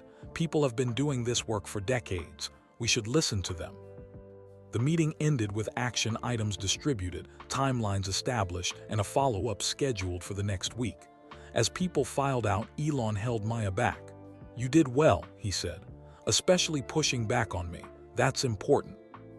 I barely said anything. You said exactly what needed to be said. The people matter more than the plan. He checked his phone, frowning at something. I have to jump on a call about Starship, but Sarah will set you up with an office, computer, everything you need. Start reaching out to those nonprofits France mentioned. Set up meetings. Learn everything you can. Maya nodded, still processing that this was her job now, her actual job. She collected Luna from Ruth, who reported a perfect morning and was heading to the exit when her phone rang. Unknown number but local area code. Hello. Maya, it's Derek. The world stopped. Derek Chen, Luna's father, the man who'd abandoned them when she was 3 months pregnant, who'd blocked her number and disappeared to Seattle, who'd left her to face everything alone. How did you get this number? Her voice came out cold, controlled. I saw you on the news. Well, online. Someone posted about Elon Musk's new housing initiative and there was a photo of you at some meeting. I've been trying to find you. Maya's hands started shaking. She shifted Luna to her other arm, moving toward the parking lot for privacy. Why? Because I made a terrible mistake. Because I've thought about you and the baby every single day. Because his voice cracked. Because I want to meet my daughter. I want to be her father. Please, Maya, please give me a chance. You left. The words came out flat, emotionless. You blocked my number. You ran away to Seattle. You didn't want to be a father. I was scared. I was selfish. Derek's breathing was ragged. I was a coward, Maya. You're right about all of it, but I've changed. I'm different now. I've been sober for 4 months. I'm working steady. I want to do right by Luna, by you. Maya felt dizzy. She sat on a bench outside the factory entrance, Luna starting to fuss in her arms. Where are you? She asked. Fremont. I drove down yesterday. I've been staying with my parents in Milpitas. I can meet you anywhere, anytime. Just, please let me see her. Let me try. Every instinct screamed at Maya to hang up, to protect herself and Luna from more disappointment. But another part of her, the part that remembered loving Derek, that knew Luna deserved a father, hesitated. I need to think about this, she said finally. Okay, I understand. Can I call you tomorrow, just to talk? I don't know, Derek. I don't know anything right now. I saw what you've been through, living in your car. I saw that and he broke down completely. I'm so sorry, Maya. I should have been there. I should have helped. I failed you both so badly. Maya closed her eyes, Luna warm against her chest. You did. You failed us when we needed you most. Let me make it right. However long it takes, whatever I have to do, please. He gave him her number and hung up, then immediately questioned whether that was a mistake. Derek could say anything on the phone. Words were easy, but showing up, being consistent, doing the actual work of fatherhood, that was different. Her phone buzzed. A text from him. Thank you for not hanging up. That's more than I deserve. I promise I won't let you down this time. Promises. Derek had made promises before. Promised he loved her, promised they'd figure it out together, promised he wouldn't leave. Then he'd left anyway. But Luna deserved to know her father, didn't she? If he really had changed, if he was genuinely trying to be better, didn't Luna deserve that chance? Maya didn't have answers. She just had more questions piling on top of questions. That evening, back at the hotel, Maya tried to focus on the research she needed to do for her new position. It scheduled calls with 3 nonprofits for the next day, started reading everything she could find about transitional housing programs, made notes on questions to ask. But her mind kept drifting to Derek, to the sound of his voice, older somehow, weighted with regret, to the possibility that Luna might actually have a father in her life, to the terror that he'd disappoint them again. Her phone rang at 7:30 p.m. Elon. Did I catch you at a bad time? He asked. No, Luna just went down. What's up? I wanted to check in. You seemed distracted when you left this afternoon. Everything okay? Maya hesitated. Elon was her boss now. Was this appropriate to discuss? Luna's father called, she said finally. Out of nowhere, says he wants to be involved. Silence on the other end then. The one who left when you were pregnant. That's the one. What did you tell him? That I'd think about it, which is probably stupid. He abandoned us once. He'll do it again.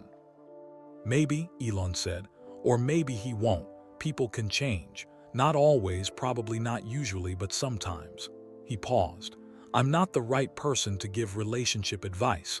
My track record speaks for itself, but I know something about family complexity. Maya waited, sensing he was working up to something.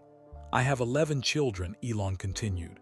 3 different mothers. My relationship with some of my kids is strong. With others, it's complicated. I've made mistakes, hurt people I love, struggled with being present. Not because I don't care, but because he stopped. I'm not good at the personal stuff, never have been. Why are you telling me this? Because when you ask whether Derek deserves a chance, you're asking the wrong question. The question is, does Luna deserve a chance to know her father?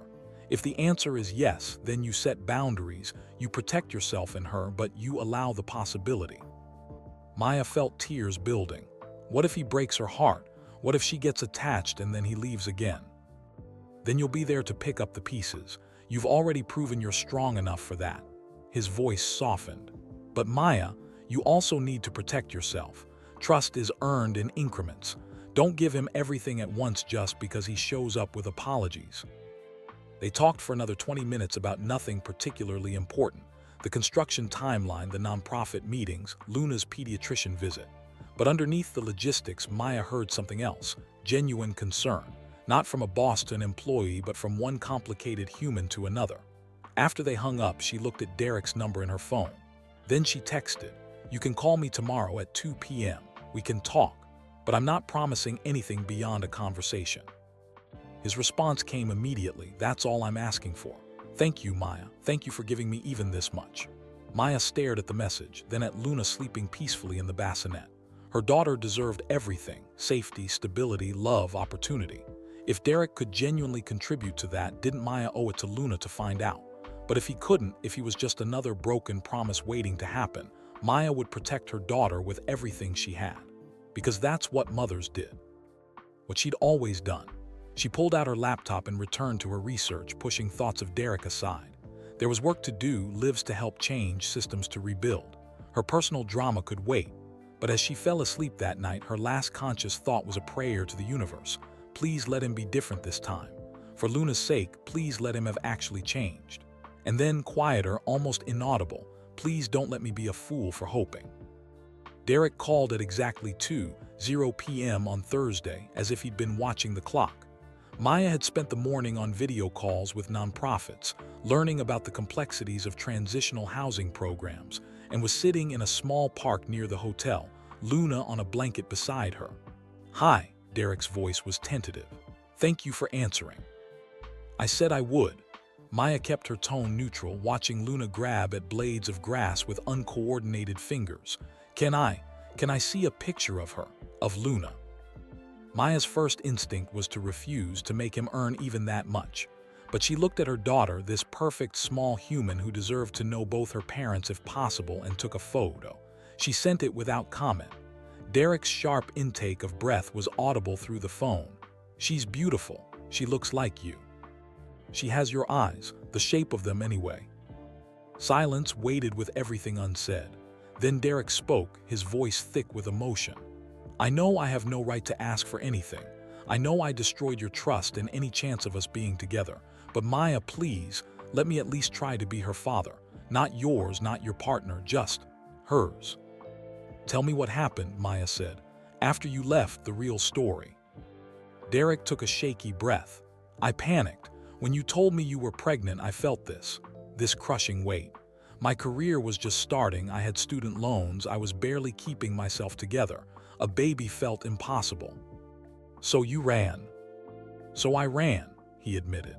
"I took the Seattle job and told myself I was making a smart decision.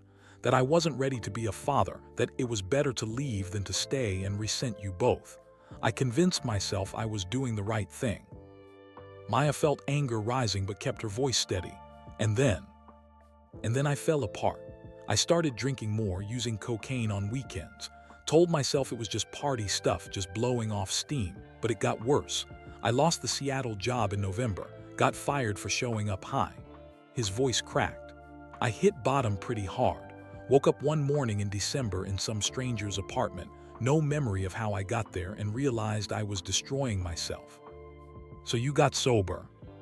I checked into a program in Modesto. 30 days inpatient, then outpatient meetings every day. My parents helped with the cost, that's why I'm staying with them now. I've been clean since mid-December, 4 months sober.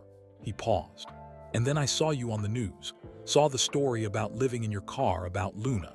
And I realized that while I was feeling sorry for myself in Seattle, you were sleeping in a Honda with our daughter, fighting for survival. Maya closed her eyes, remembering those nights. The cold, the fear, the absolute solitude. I don't need your guilt, Derek. Luna doesn't need your guilt either. I know, but you deserve my accountability. You deserve to know that I understand how badly I failed. And Luna deserves a father who's committed to being present, not just when it's convenient, but always. Words are easy, Maya said. Being there is different. Showing up when she's sick at 3 a.m. is different.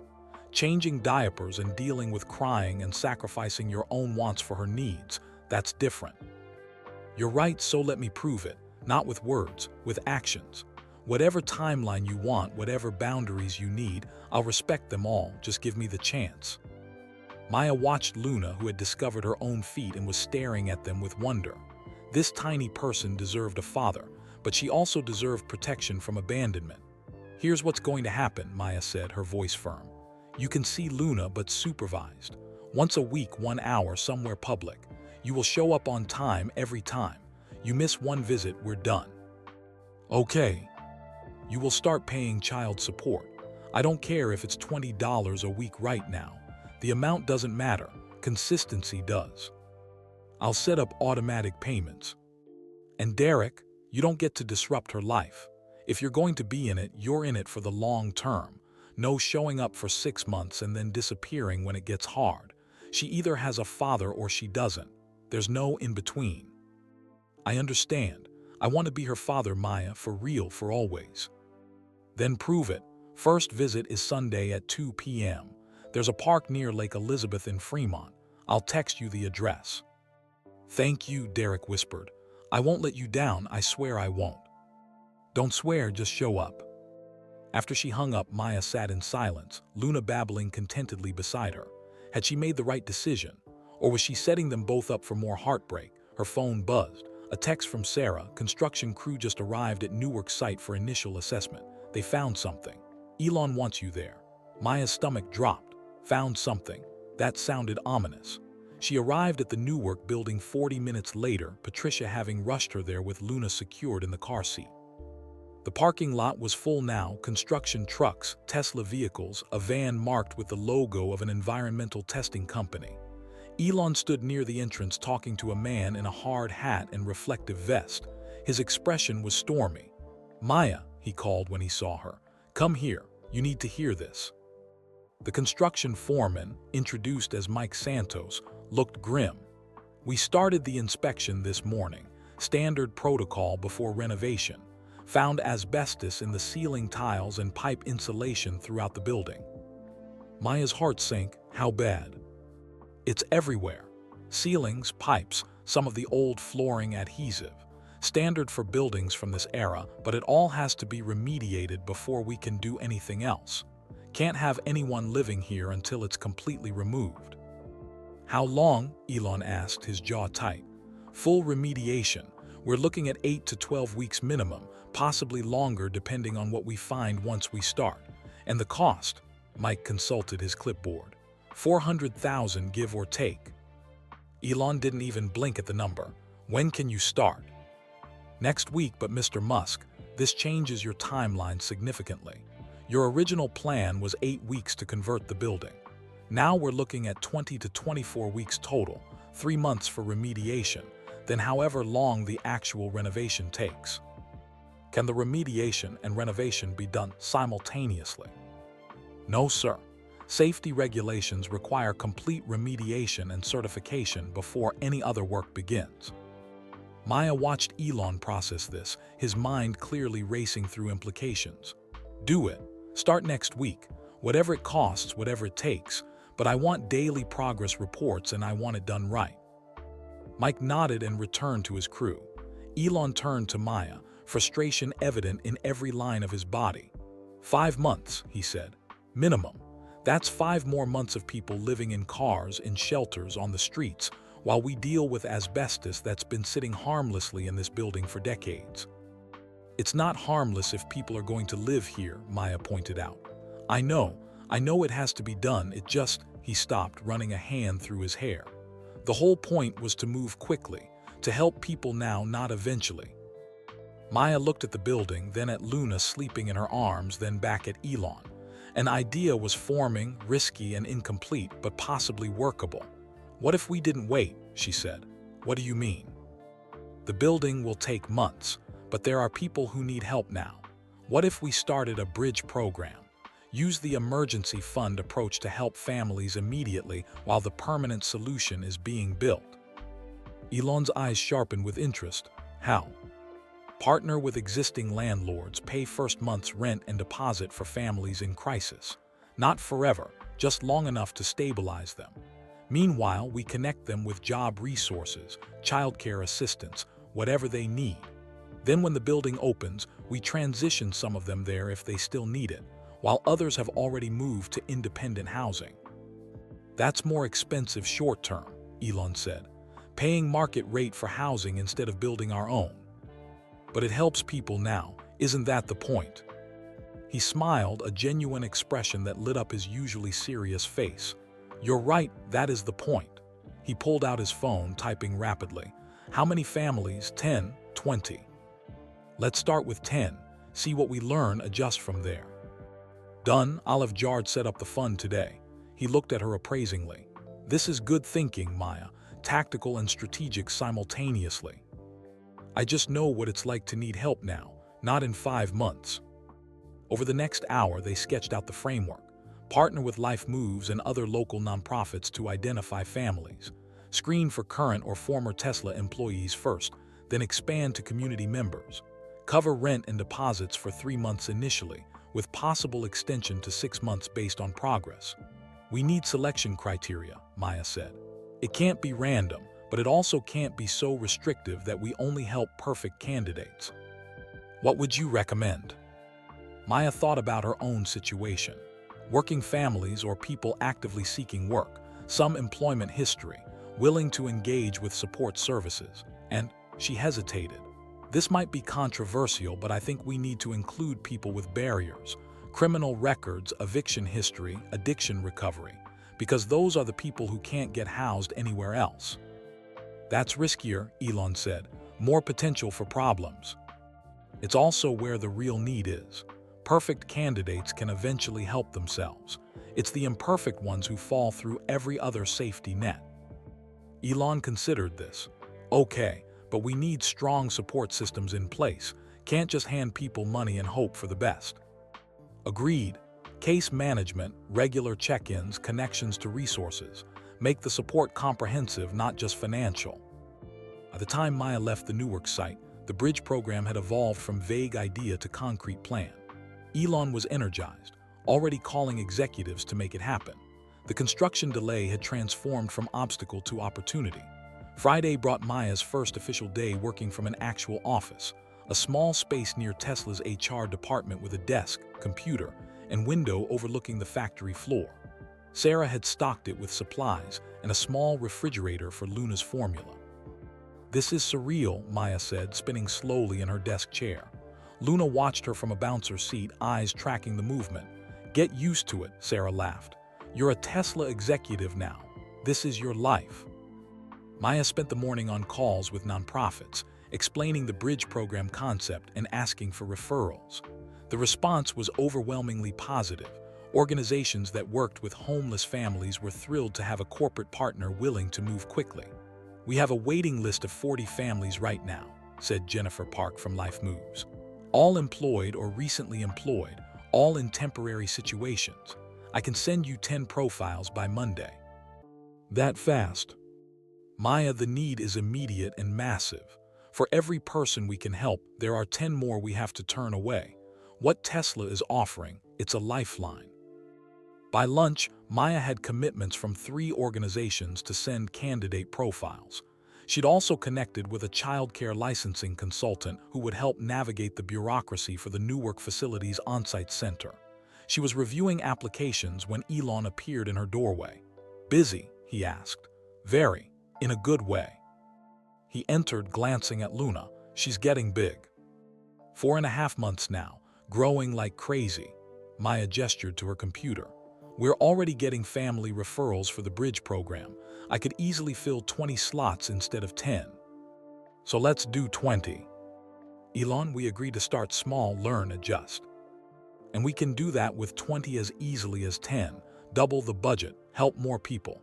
He sat in the chair across from her desk, his expression serious. I've been thinking about something you said, about helping imperfect candidates, people with barriers. And I want to make sure we're ready for that complexity. If someone in the program relapses or violates their lease or causes problems, what happens? Maya had been wondering the same thing. We can't just abandon them. That defeats the purpose. But we also can't enable destructive behavior or put other families at risk. So what's the answer? Compassionate accountability, Maya said slowly, working through it as she spoke. Clear expectations, consistent boundaries, real consequences, but also second chances when appropriate. And always connection to additional resources. If someone relapses, we don't kick them out. We connect them to treatment and adjust the support plan. That requires significant case management. It does, which means we need to hire people who understand this work. Social workers, counselors, people with lived experience themselves. Maya met his eyes. This can't be something we have to.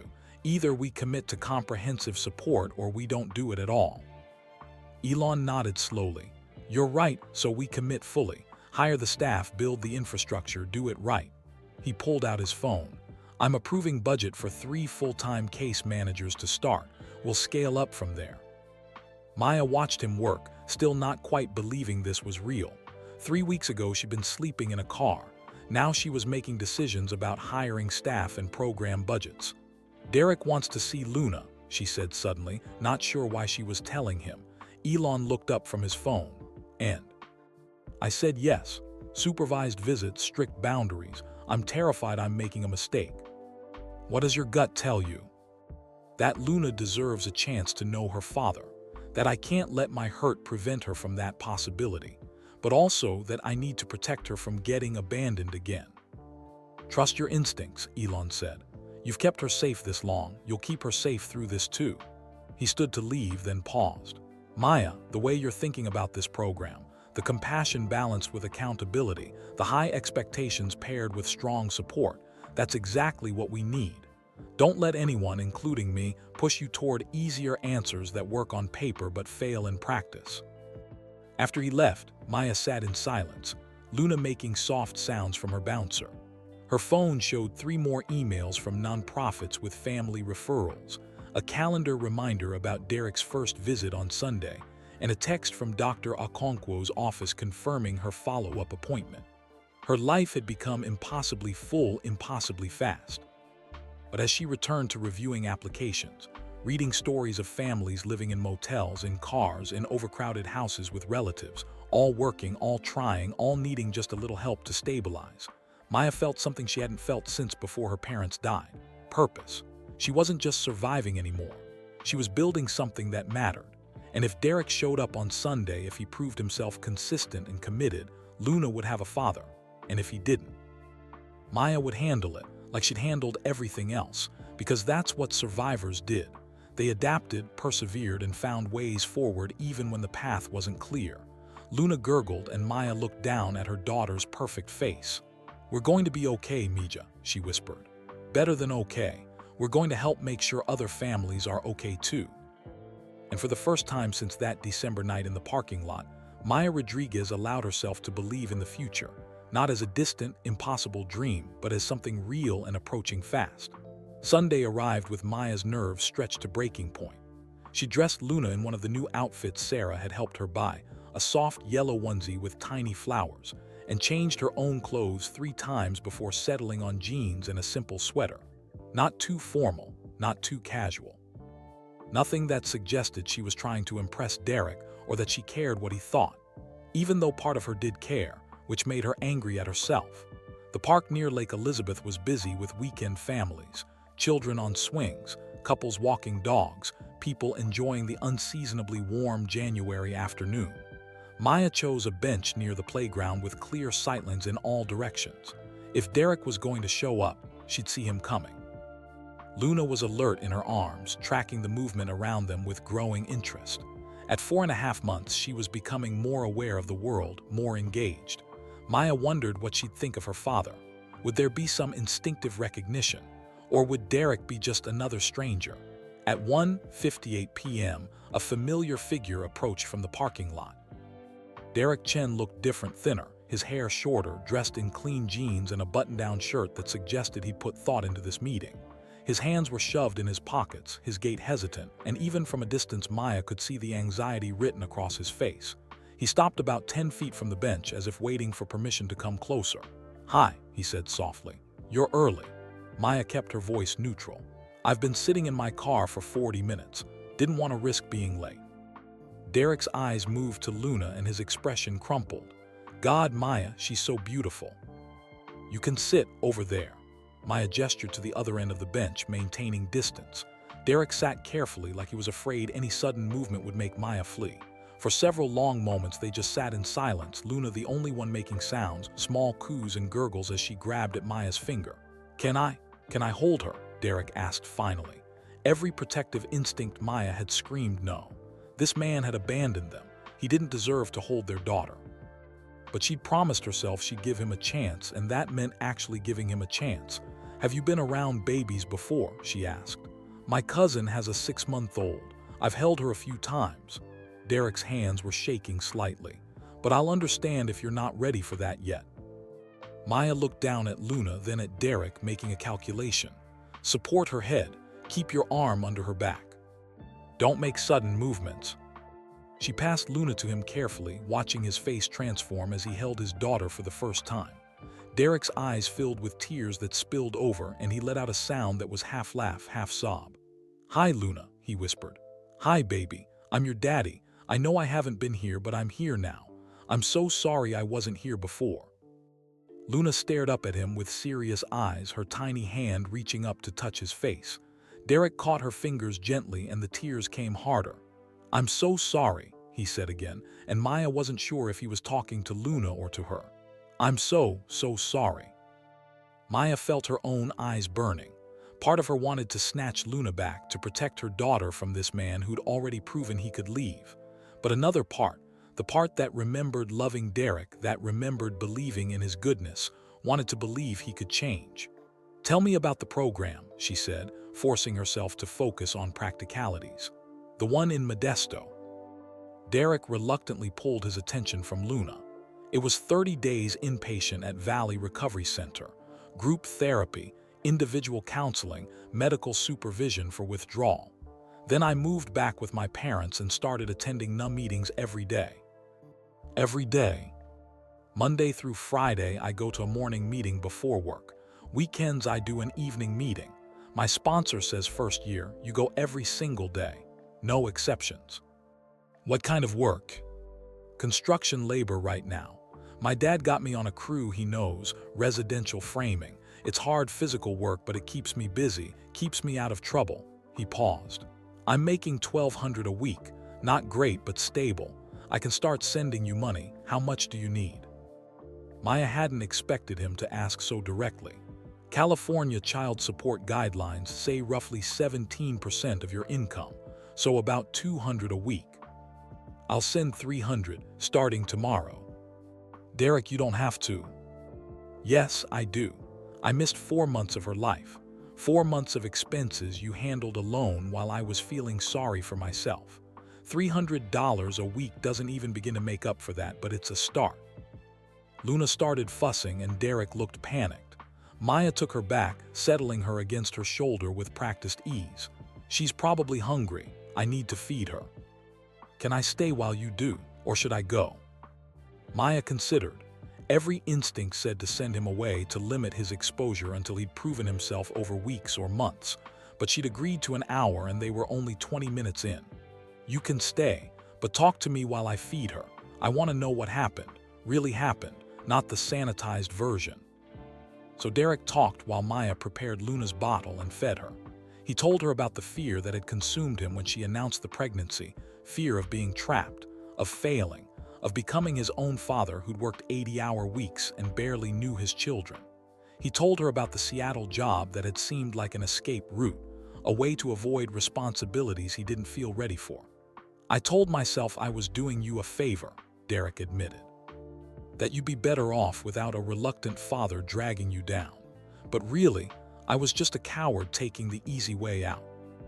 He described the slow descent into heavier drug use, the rationalizations that it was under control, the moment in December when he'd woken up not knowing where he was and realized he had a choice, get help or die.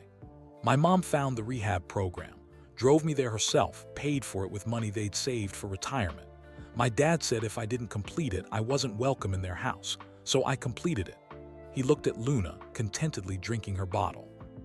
And then I saw you on the news, and I realized that while I was destroying myself with drugs, you were sleeping in a car with our baby. The contrast was, I couldn't live with myself anymore. So you got sober for guilt? Maya asked, her tone sharp. I got sober because I wanted to live, but I'm staying sober because I want to be worthy of being her father. Derek met her eyes. I know I'm not worthy yet. I know I have to earn it, but I'm willing to do whatever it takes, however long it takes. Luna finished her bottle and Maya burped her, the familiar routine grounding her in the surreal moment. Here she was, in a park on a Sunday afternoon, watching her baby's father meet her for the first time 5 months late. My mother wants to meet her, Derek said quietly. Maya's blood went cold. No. I know you don't trust my family. I wouldn't either. But my mom feels terrible about how she reacted when I first told her you were pregnant. She said some things. What things? Derek looked uncomfortable. She said I should make sure you were actually pregnant, that some women trap men with fake pregnancy claims, that I should insist on a paternity test before committing to anything. Rage flared hot in Maya's chest. Your mother thought I was lying about being pregnant. She was being protective of me, badly protective. She knows she was wrong. I don't care if she knows she was wrong. She doesn't get to meet Luna. Maya, please. No, Derek, you asked what my boundaries are. That's one. Your mother stays away from my daughter until I decide otherwise, which might be never. Derek nodded slowly. Okay, I understand, I'll tell her. They sat in tense silence for several minutes. Luna had dozed off against Maya's shoulder, her small body warm and trusting. Maya felt the familiar weight of responsibility. This child depended on her completely for protection, for love, for every decision that would shape her life. I should go, Derek said finally. I don't want to push for more than you agreed to. Same time next Sunday. I'll be here, can I text you during the week, just to check in on her? Maya wanted to say no to maintain strict boundaries, but she thought about Elon's advice, trust earned in increments, not miles. One text a day, a question about Luna or a photo, nothing more. Thank you, Derek stood, then hesitated. Maya, I know you're with someone now, the guy from the news, the executive at Tesla. Marcus, the name came out before Maya thought better of it. We're dating, it's new. That was true, sort of. Marcus Thompson worked in Tesla's operations division, and they'd gone to coffee twice after bonding over supply chain logistics during a meeting. It was too early to call it serious, but Maya liked him, his steadiness, his genuine interest in her ideas, the way he treated her like an equal rather than a charity case. He's good to you, to Luna. He's respectful and kind. That's all you need to know. Derek nodded, looking like he wanted to say more but holding back. I'm glad you're happy. You deserve that, both of you do. After he left, Maya sat on the bench holding Luna, processing the encounter. Derek had shown up on time, been appropriate, asked good questions, set reasonable boundaries. Everything she could have hoped for in a first visit. So why did she feel so unsettled? Monday morning brought chaos. Maya arrived at her office to find 17 new emails about the bridge program. Word had spread through the nonprofit community faster than she'd anticipated, and organizations were flooding her with referrals.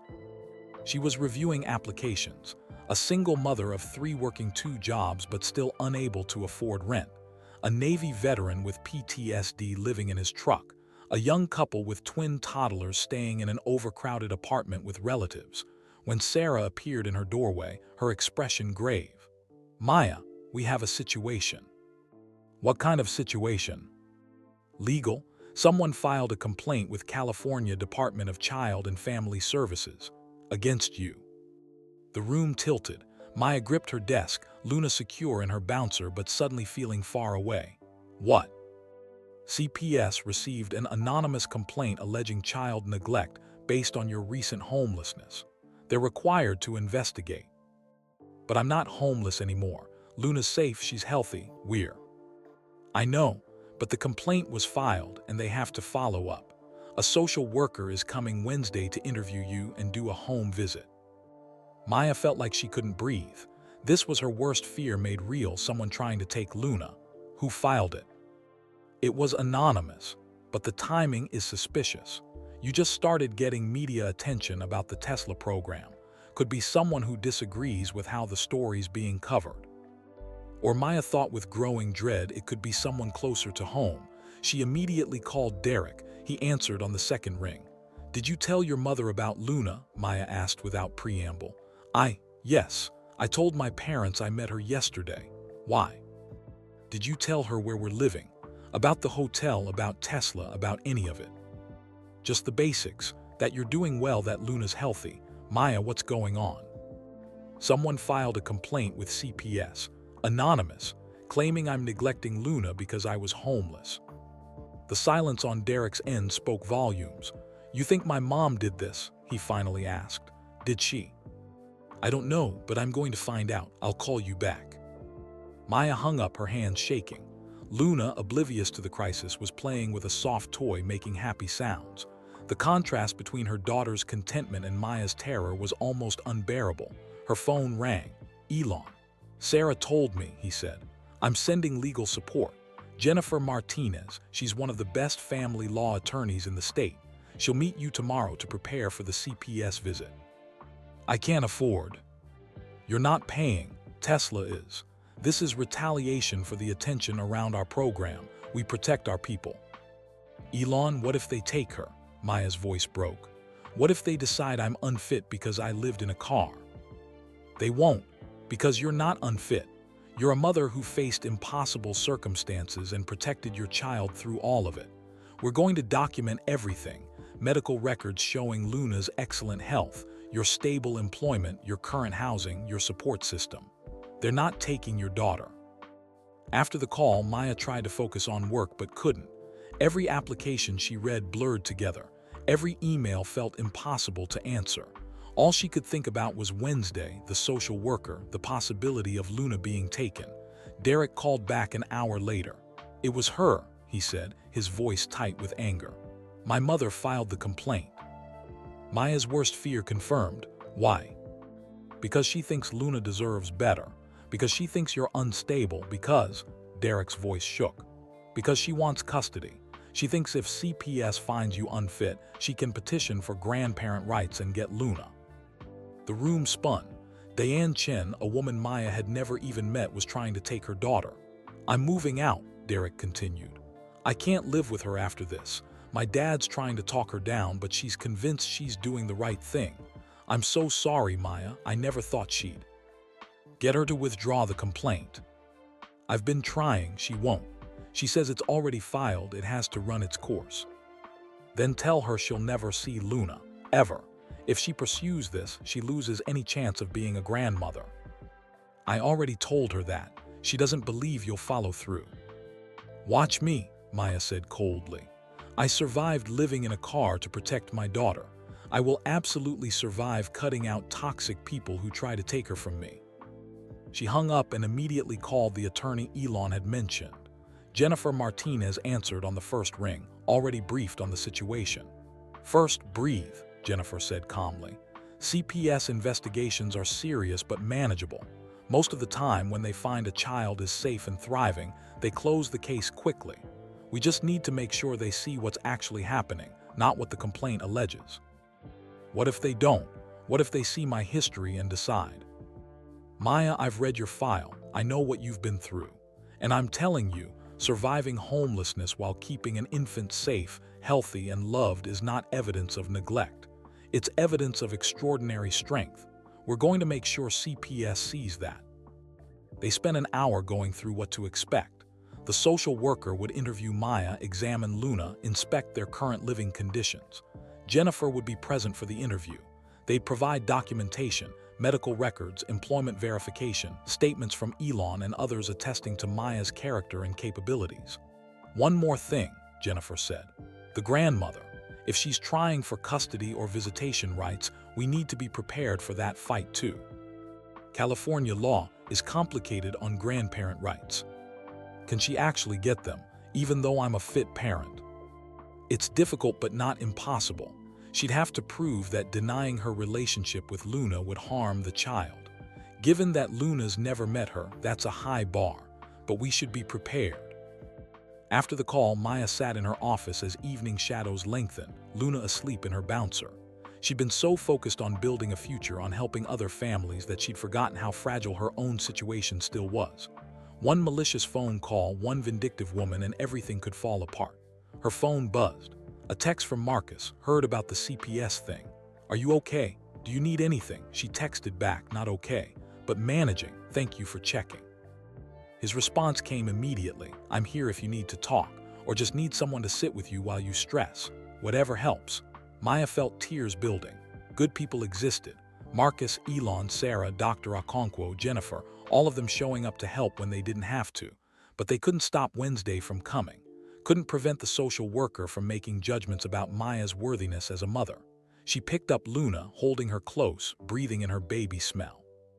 "They're not taking you," she whispered fiercely. "I don't care who tries, what they say, what laws they twist. You're mine and I'm yours, and nobody breaks that. Nobody." Luna stirred, made a small sound, settled back into sleep. And Maya sat in the gathering darkness, her daughter in her arms, waiting for Wednesday and whatever judgment would come with it. Tuesday crawled by with agonizing slowness. Maya met with Jennifer Martinez for 3 hours, going through every detail of the past 6 months. They compiled medical records showing Luna's excellent health, statements from Dr. Okonkwo, employment verification from Tesla, bank statements proving financial stability, and character references from Sarah, Marcus, and even Elon himself. "You're overprepared," Jennifer said with an encouraging smile. "Which is exactly where we want to be. The social worker will see immediately that this complaint is baseless." But Maya couldn't shake the anxiety. She'd read too many stories about CPS overreach, about children removed from loving homes over misunderstandings or biased judgments. What if the social worker looked at her history and decided Luna would be better off with Derek's family? What if homelessness, no matter how temporary, was deemed an automatic disqualifier? That evening, Marcus came to the hotel with takeout. Maya had texted him that she couldn't handle going out, and he'd simply shown up with Thai food and a calm presence that helped more than he probably knew. "You're going to be fine tomorrow," he said as they sat on the couch, Luna playing on a blanket between them. "Anyone who spends 5 minutes with you and Luna can see you're a great mother." "You don't know that. You've only known me a few weeks." Marcus set down his pad thai and turned to face her directly. "Maya, I've watched you work.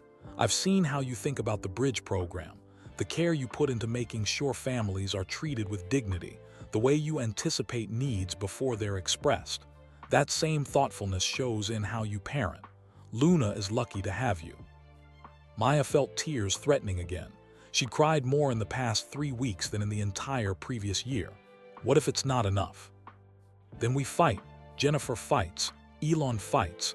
Hell, I'll fight if needed. But it won't come to that because you haven't done anything wrong. Poverty isn't neglect. Struggling isn't abuse." Try telling that to CPS. Jennifer will, eloquently and with documentation. Marcus reached over and squeezed her hand. "You're not alone in this."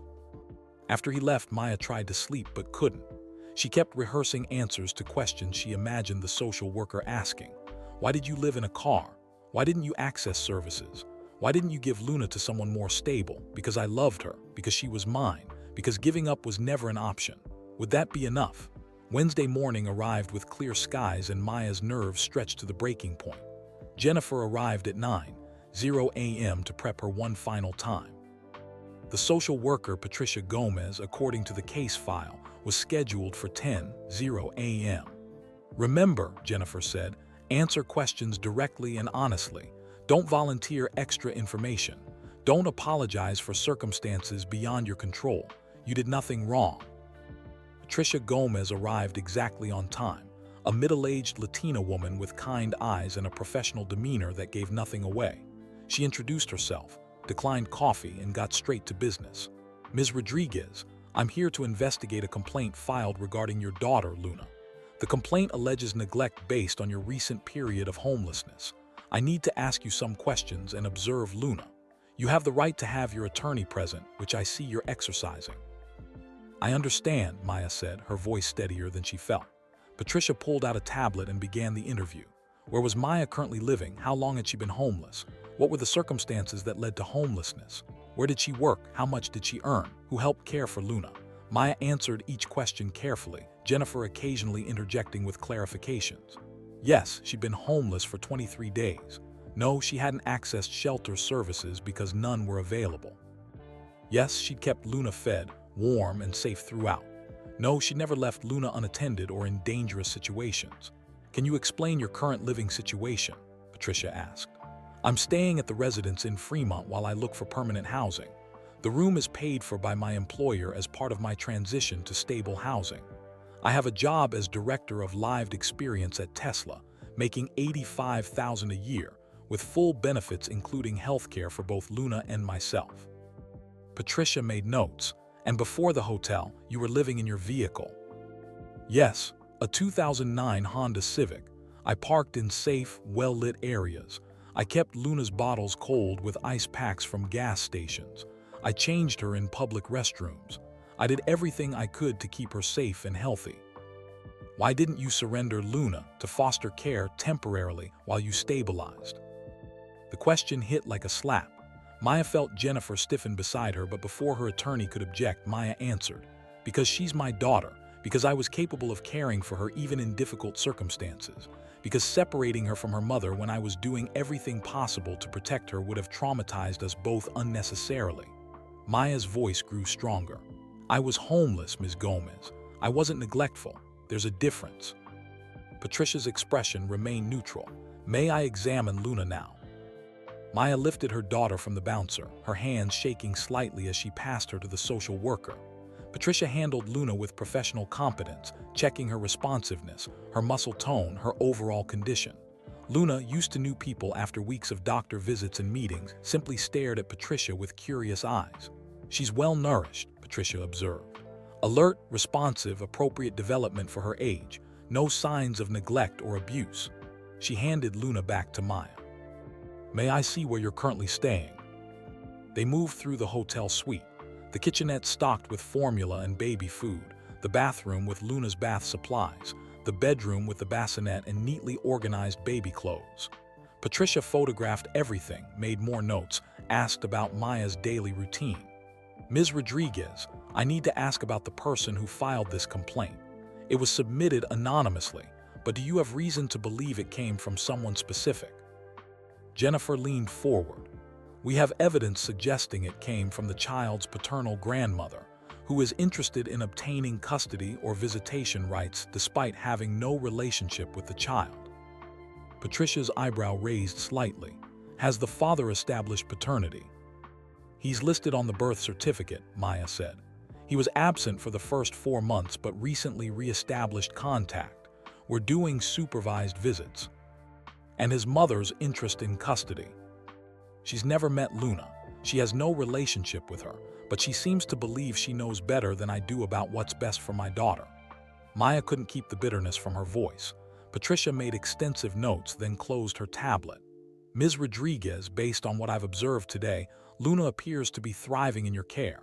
She's healthy, well-nourished, appropriately attached to you, and living in safe, stable conditions. Your period of homelessness, while concerning, does not appear to have resulted in any harm to the child. Maya felt her knees go weak with relief, so the case is closed. I'll be filing my report with my findings. Unless something changes significantly, I see no reason for further investigation.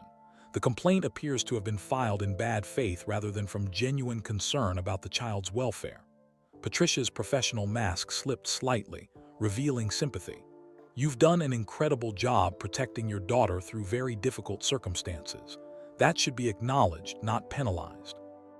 After Patricia left, Maya collapsed on the couch, shaking with released tension. Jennifer sat beside her, smiling. That went as well as it possibly could have. Patricia's report will effectively shut down any custody attempts from the grandmother. But she could still file for visitation rights. She could try, but without any existing relationship with Luna and with evidence that she filed a false CPS complaint, any judge would laugh her out of court. Jennifer packed up her files. You're safe, Maya. Luna's safe. This is over. Maya held Luna close, breathing in her baby smell, letting the relief wash over her. They were safe. Nobody was taking her daughter. Her phone rang. Elon. How did it go? He asked immediately. Good, really good. The social worker saw that Luna's fine, that the complaint was baseless. Excellent. Now can you come to the factory? I have something to show you. Bring Luna.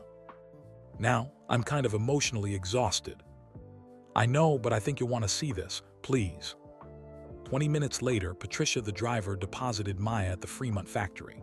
Instead of her usual office, she was directed to a large conference room she'd never been in before. The door was closed, voices audible from inside. Maya hesitated, then knocked. Come in, Elon called. She opened the door and stopped short. The room was full, not just Elon and France, but Sarah, Marcus, Rebecca Tanucci, Lars Marevi, and at least a dozen other Tesla executives. A large screen on the wall displayed architectural renderings. What's going on? Maya asked, confused.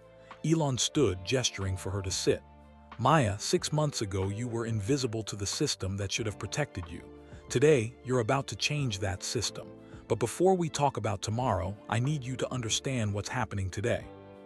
He clicked a remote and the screen changed to display data, charts, graphs, numbers Maya didn't immediately understand. The Bridge program, Elon continued. We launched it 1 week ago. 10 families, remember. First month's rent and deposit, case management support, resource connections. I remember. I'm managing the applications. Right. What you don't know is the impact.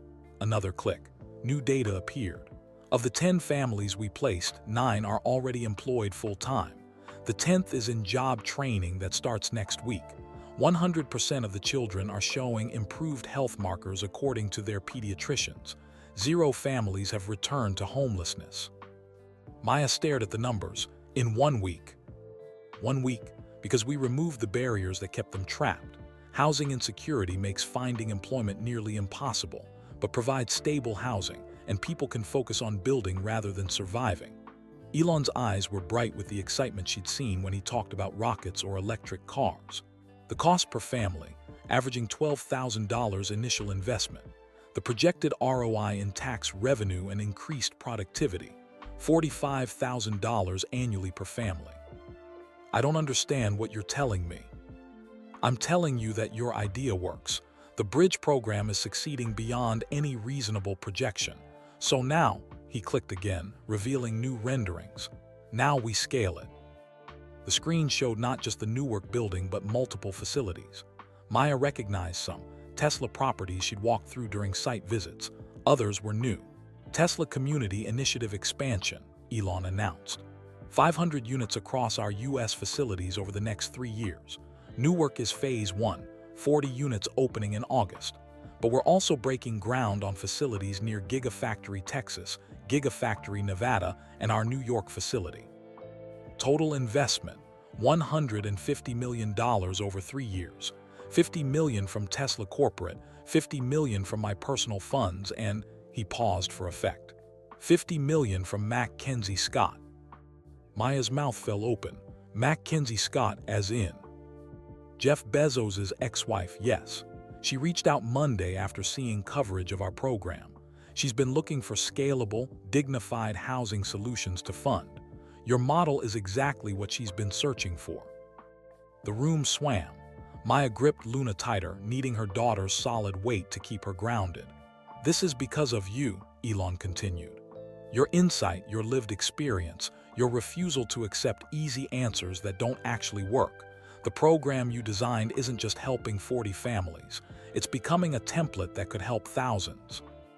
Sarah stood, smiling. Maya, we've already had inquiries from Microsoft, Apple, and Amazon about replicating the model. Companies across sectors want to know how to implement similar programs. You're not just Tesla's director of lived experience anymore, Marcus added. You're becoming a national voice on corporate housing responsibility. Maya felt tears streaming down her face. I don't understand. A month ago, I was living in a car. How did this happen? You happened, Elon said simply. You refused to give up. You kept fighting for your daughter, and then you channeled that fight into helping others. That's not luck, Maya, that's character. France pulled up another image, a magazine cover mock-up, Forbes with Maya's photo. 30 under 30, social impact. They want to feature you in their January issue. I'm 28, and I don't have any credentials. I didn't even finish college. You have the most important credential, Elon countered. You've lived the problem and designed solutions that work. That's worth more than any MBA. Luna started crying, hungry or overwhelmed by the noise. Maya couldn't tell. She stood, bouncing her daughter automatically, trying to process everything being told to her. I need air, she said. It's too much. Take all the time you need, Elon said. But Maya, one more thing. What? He pulled up a final image. A building under construction, steel framework rising against clear sky. Newark facility. We broke ground Monday. Construction crews are working 6 days a week. August opening is on track. The asbestos remediation finished ahead of schedule. We threw resources at it. Money, people, whatever it took. Because every week we delay is another week families spend in cars or shelters. He met her eyes. You said we needed to help people now, not eventually. So we're helping people now. Maya looked at the building that would become home to 40 families. Families like hers had been. People who'd fallen through the cracks but deserved second chances. Can I go see it? She asked suddenly. Right now. Right now. I need to see something real, something tangible, not just numbers and plans. 10 minutes later, they stood at the Newark site, Maya, Elon, France, and Sarah. Construction workers moved with purpose across the property. The building's skeleton was visible, clean and new after asbestos removal. The courtyard where Maya had envisioned gardens was marked with stakes and surveyor's tape. They'll sleep here, Maya said quietly, looking at the framework. Real sleep without fear. Their kids will play in that courtyard. They'll cook meals in the shared kitchen, share stories with people who understand what they've been through. Because you made it possible, Elon said. No, you made it possible. I just told you what we needed. That's what leadership is, identifying needs and articulating solutions. He gestured to the building. This is your vision made real. Own it. Maya walked closer to the construction, Luna alert in her arms. Workers called greetings, several recognizing her from meetings. She waved back, still feeling surreal. Her phone buzzed. A text from Derek, my mother withdrew her petition.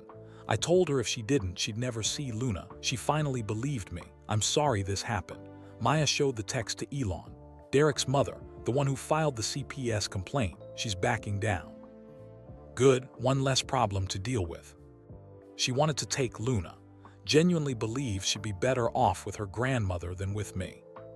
Some people can't understand that love and resources aren't the same thing. That a child with a devoted parent living in a car is better off than a child with a wealthy guardian who sees them as property. Elon looked at the construction site. This program challenges that assumption. It says people in crisis aren't broken, they're just missing support.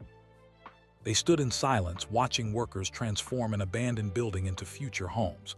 Maya thought about all the families who would live here, the single mothers escaping domestic violence, the veterans struggling with PTSD, the working poor who couldn't afford Bay Area rents, the young people aging out of foster care with no safety net, people like her, people who just needed someone to see them. "I'm scared," she admitted. "This is so big. What if I mess it up?" "You won't. And if you do, we'll fix it and learn. That's how innovation works." "I'm not qualified for this." "Stop saying that." Elon's voice was sharp. "Qualification isn't about degrees or credentials. It's about capacity to learn, willingness to work hard, and commitment to getting it right. You have all three." Sarah's phone rang. She answered, listened, then smiled. "Maya, that was jarred. Mackenzie Scott's team wants to set up a call with you directly. They want to discuss expanding the partnership beyond the initial $50 million. "Why me? Why not you?" Maya asked Elon. "Because this is your program, I'm just funding it.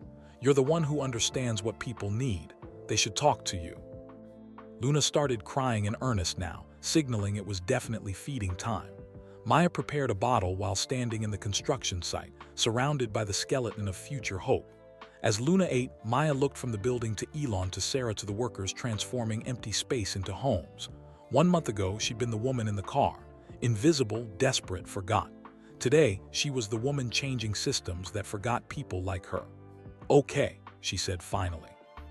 "I'll do the call with Mackenzie Scott's team. I'll do the Forbes interview. I'll keep building this program, but on one condition." "What's that?" Elon asked. "We never forget what this is really about. Not publicity, not ROI, not corporate image. It's about the next person living in their car in a parking lot wondering if anyone sees them. We see them. Always. That's the promise." Elon extended his hand. "Deal, we see them always." They shook on it, Luna between them, the construction site humming with possibility. And Maya Rodriguez, former homeless mother, current Tesla executive, future voice for invisible Americans, allowed herself to believe that maybe, just maybe, she was exactly where she was supposed to be. 6 months later, June 2025. Maya stood in the lobby of the completed Newark facility, watching the first families receive their keys. The transformation from abandoned office building to welcoming community space was stunning. Warm lighting, comfortable furniture in the common areas, children's artwork already decorating walls, the smell of coffee from the shared kitchen mixing with fresh paint. Unit 1 went to James Wilson, the 62-year-old former Tesla assembly line worker who'd been living in an RV in various parking lots for 8 months after his rent increased beyond his fixed income. His hands shook as he accepted the key from Maya. "I never thought I'd have a real place again," he said, tears running down his weathered face. "I worked my whole life, 40 years in manufacturing, and I still ended up in a vehicle." "You have a home now, Mr. Wilson," Maya said gently, "for as long as you need it." Unit 2 went to Aisha Patel, the 24-year-old engineering intern who'd been couchsurfing for 7 months, her belongings in her car, showering at the gym before work each day. She clutched her key like a lifeline. "I can unpack," she whispered. "I can actually unpack my things and not worry about moving them tomorrow." One by one, the families entered. Single parents, veterans, young workers priced out of the market, people recovering from medical bankruptcies or divorces or layoffs. 40 families total, each with their own story of how they'd ended up invisible. Luna, now 10 months old and crawling everywhere, explored the community room under Maya's watchful eye.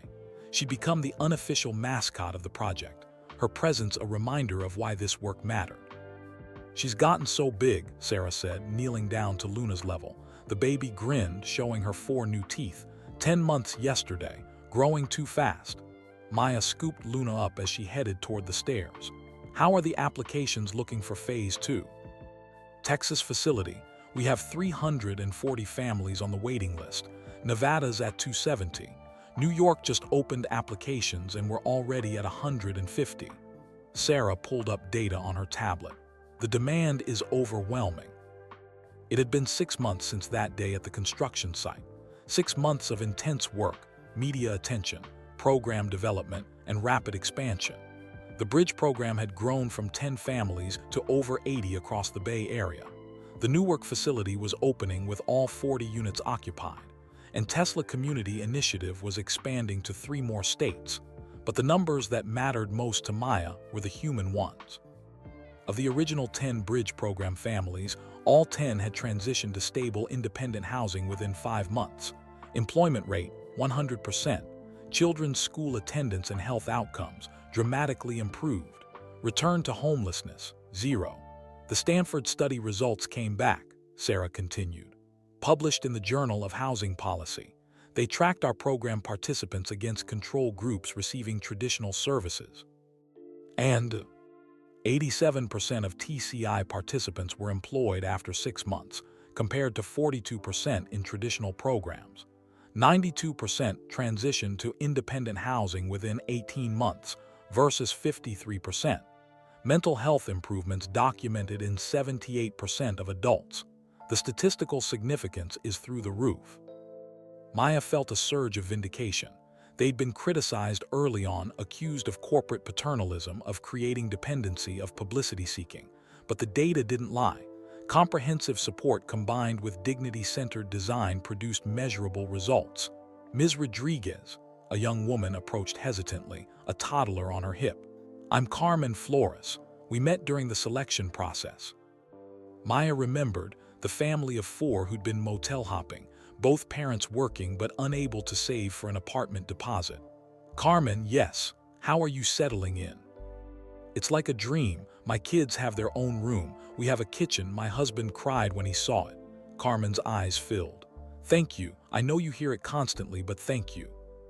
"You would have done the same for someone else in your position," Maya said. "That's what we're building here, a community of people who understand struggle and help each other through it." Her phone buzzed. A text from Elon. "Can you come to Palo Alto office? Have someone I want you to meet." Maya texted back, "Who?" "Tim Cook. He wants to talk about Apple implementing similar program." Maya's heart jumped. Tim Cook, CEO of Apple, one of the most powerful executives in tech. She looked down at her outfit, jeans and a Tesla Polo, appropriate for a facility opening but hardly executive meeting attire. "I'm at Newark opening. Not dressed for that kind of meeting." "He doesn't care about your clothes. He cares about your ideas. Can you be here in an hour?" Maya made arrangements for Luna to stay with Ruth, the childcare specialist who'd become like family over the past months. Then Patricia drove her to Tesla's Palo Alto office, Maya reviewing talking points on her phone the entire way. The conference room was intimate, just Elon, a silver-haired man Maya recognized as Tim Cook, and a younger woman introduced as Apple's VP of Operations. "Maya, thank you for coming on short notice," Tim said, his handshake firm but warm. "I've been following your work closely. The outcomes you're achieving are remarkable." "Thank you, Mr. Cook." "Tim, please." He gestured for everyone to sit. "I'll get right to it. Apple has been struggling with the same issues you've addressed. Employees, especially younger ones and contractors, priced out of the housing market near our facilities. We've considered various solutions, but most felt either insufficient or patronizing. Your model is different." "How so?" Maya asked. "It treats housing insecurity as a solvable problem rather than a character flaw. It provides support without creating dependency, and critically, it maintains dignity throughout." Tim leaned forward. "We want to implement something similar near our Cupertino campus, but rather than just copying your model, I'd like you to consult on the design. Help us adapt it to Apple's culture and needs." Maya glanced at Elon, who nodded encouragingly. "I'd need to understand Apple's specific workforce challenges," Maya said, her confidence growing. "Demographics, income distribution, existing benefit structure. Cookie-cutter approaches don't work. Each company needs a customized solution." "Exactly the answer I was hoping for," Tim smiled. "What would you need from us to begin that assessment?" They spent the next 90 minutes diving into details. Apple's workforce skewed younger than Tesla's, with more international workers facing visa complications. Housing costs near Cupertino were even more extreme than Fremont. But Apple had resources Tesla didn't: extensive real estate holdings, a larger budget for employee services, established relationships with local government. "I'm thinking 50 units initially," Tim said. "Possibly on the property we're developing near Wolf Road. Mixed studio and one-bedroom units, similar to your Newark design but with some Apple-specific features." "Like what?" Maya asked. We have a significant population of employees with disabilities who face additional housing discrimination. Any program we develop needs to be fully accessible, not just ADA compliant, but thoughtfully designed for diverse needs. Maya made notes. That's an important consideration we haven't fully addressed yet. Can I visit the site? Talk to some of your employees who have experienced housing insecurity. Absolutely. I'll have my team set it up. Tim stood, preparing to leave. One more thing. How would you feel about speaking at our developer conference in September? We're adding a social impact track and your voice would be powerful. Maya's mouth went dry. Apple's developer conference attracted thousands of attendees, global media coverage, intense scrutiny. I'm not really a public speaker. You told your story to 60 Minutes last month, Elon interjected. 40 million viewers. You can handle a developer conference. The 60 Minutes interview had aired in April, a 20-minute segment on the Tesla Community Initiative. Maya had been terrified, convinced she'd say something stupid or cry on camera. But the interviewer, Anderson Cooper, had been kind, and Maya's authenticity had resonated. The segment had gone viral, spawning think pieces about corporate responsibility and structural poverty. Think about it, Tim said. No pressure, but your perspective could inspire other companies to act. After he left, Maya slumped in her chair. This is getting too big. I'm just one person. You're not one person anymore, Elon said. You're leading a team of 23 people across 4 states. You're consulting with corporations, nonprofits, and government agencies. You're changing how America thinks about housing and poverty. I still feel like I'm faking it, like someone's going to realize I have no idea what I'm doing. Nobody knows what they're doing when they're creating something new. You figure it out as you go. Elon pulled up something on his phone. Speaking of which, I got a call from Senator Warren's office. She wants to meet with you. Elizabeth Warren, why? She's drafting legislation around corporate housing initiatives, tax incentives for companies that invest in employee housing, regulations to prevent exploitation. She wants your input on what would actually help versus what sounds good but doesn't work. Maya rubbed her temples. 6 months ago, I was unemployed and homeless. Now I'm consulting with senators. Yes, because you have expertise they need. Stop underselling yourself. Patricia knocked on the door. Ms. Rodriguez, your daughter's childcare called. Luna's running a fever. Nothing serious, but they thought you should know. Maya was on her feet immediately. I need to go. Of course, keep me posted. Elon walked her to the door. Maya, I know this feels overwhelming, but you're doing exactly what you should be doing. Don't doubt that. Luna's fever was mild, teething, according to Dr. Okonkwo's nurse practitioner, but the scare reminded Maya how tenuous balance could be. She was juggling an intense job, single motherhood, Derek's increasing involvement, a new relationship with Marcus, and now consulting opportunities that could shape national policy. Something had to give. That evening, after Luna was asleep, Maya sat at her laptop in the small house she'd finally rented in Fremont, a modest 2-bedroom, nothing fancy but hers. She'd moved out of the hotel in April, ready for the independence of her own space. Derek had been remarkably consistent. 5 months of weekly visits, never missing once. He'd seen Luna's first tooth, heard her first words, which had been "Mama," to his disappointment and Maya's secret delight, celebrated her first crawling adventure. He was present, reliable, genuinely engaged, so much so that Maya had agreed to increase visits to twice a week, and to allow Derek's father, though still not his mother, to meet Luna. The grandfather visit had gone well, with Derek's dad tearfully apologizing for his wife's behavior and expressing genuine interest in knowing his granddaughter. You're a good mother, he'd told Maya. Better than Derek deserved, honestly. Thank you for giving him this chance. Maya's phone rang. Marcus, hey, she answered. What's up? Just wanted to hear your voice. How's Luna? Teething fever. She's fine now, sleeping. And you, how was the meeting with Tim Cook? Maya filled him in on the Apple consultation, the developer conference invitation, the senator's office reaching out. Marcus listened quietly, asking occasional questions. You sound stressed, he observed. I am stressed. This is all happening so fast. Sometimes I feel like I'm drowning. What would help? The question made Maya pause. What would help? Honestly, I don't know. Clone myself. Add more hours to the day. What if you delegated more? You've built a strong team. Trust them to handle some of what you're carrying. But it's my program, my vision. What if they don't? What if they're perfectly capable, and you're afraid to let go of control because control is what kept you alive when you were homeless?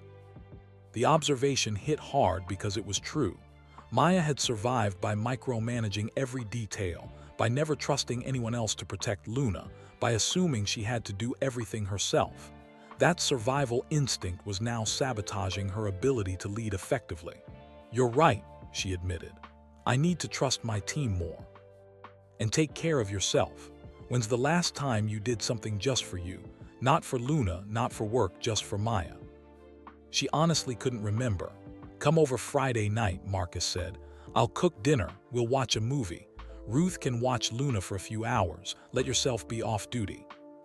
"I don't know if I remember how to be off duty." "Then I'll teach you. 7 o'clock, don't bring work." After they hung up, Maya looked around her quiet house. Luna sleeping peacefully in her crib. Work laptop closed for the night. The fridge stocked with real food, not gas station snacks. Bills paid automatically from her bank account that actually had money in it. This was stability. This was what she'd fought for. But it was also exhausting in new ways. The pressure of being seen, of being a voice for invisible people, of not failing the families depending on programs she designed, it weighed heavily. Her laptop chimed with an email notification. Subject: Research Findings TCI Long-Term Impact Study. Maya opened it. A research team from UC Berkeley had been tracking Tesla Community Initiative participants for 6 months. The preliminary findings were being published in a housing policy journal. She read through the executive summary, her eyes widening with each paragraph. Participants showed statistically significant improvements across all measured outcomes compared to control groups receiving traditional services. Employment retention at 12 months, 91% versus 47%. Housing stability at 18 months, 89% versus 51%. Children's educational outcomes, dramatic improvements in attendance, grades, and standardized test scores. The report went on for pages. Quantitative data supporting what Maya had known intuitively, that dignity-centered comprehensive support worked, that treating people as capable humans facing temporary challenges produced better outcomes than treating them as problems to be managed. There was a personal testimonial section. Maya scrolled through, recognizing names. "Before TCI, I was working full-time but living in my car because I couldn't afford first and last month's rent anywhere. Now I have an apartment, my daughter is thriving, and I'm taking night classes to finish my degree. This program didn't just house me, it gave me back my future." Aisha Patel. "I'm a veteran. I served my country for 20 years, and I ended up living in a truck because my disability payments couldn't cover Bay Area rent. TCI gave me dignity when the VA system failed me. I have a home now. I have hope." James Wilson. Maya felt tears streaming down her face. This was why. This was what mattered. Her phone buzzed. A text from an unknown number. "Ms. Rodriguez, this is Diane Chen, Derek's mother. I know I have no right to contact you, but I wanted to apologize. I was wrong about everything. If you're ever willing to let me meet Luna, I would be grateful. But I understand if the answer is no. You're a wonderful mother, and I'm sorry I couldn't see that initially." Maya stared at the message for a long time. The woman who tried to take Luna, who'd filed false CPS complaints, who'd questioned Maya's fitness as a mother, now apologizing. She didn't respond. Not yet. Maybe not ever. Some bridges stayed burned, and that was okay. Instead, she opened a new document and began writing notes for the Apple consultation. If she was going to help design their program, she needed to think through the unique challenges their workforce faced. As she typed, Luna made a soft sound from the nursery, not crying, just shifting in sleep. Maya paused, listening, making sure her daughter was okay. Satisfied, she returned to her work. Outside, Fremont slept. Somewhere in the city, families were living in cars, in shelters, in situations Maya understood intimately. But thanks to the program she'd helped build, fewer of them would stay there. 1 month, she'd been the invisible woman in the parking lot.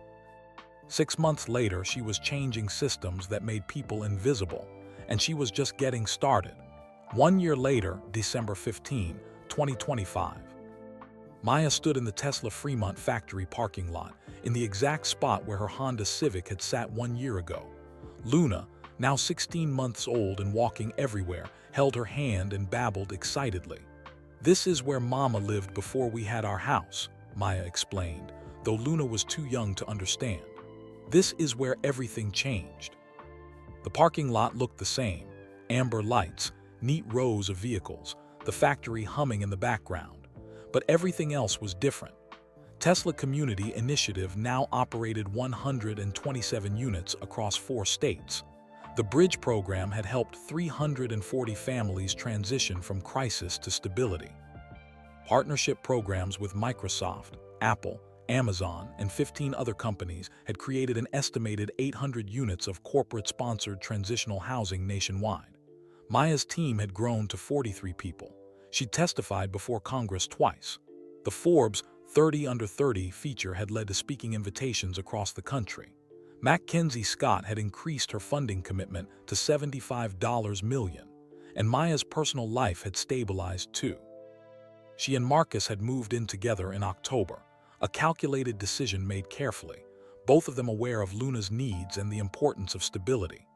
Derek had proven himself consistent, now seeing Luna 3 times a week, paying child support reliably, even attending a co-parenting class with Maya.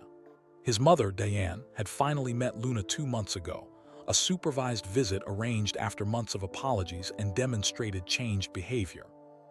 It had been awkward but civil, with Diane tearfully acknowledging how wrong she'd been.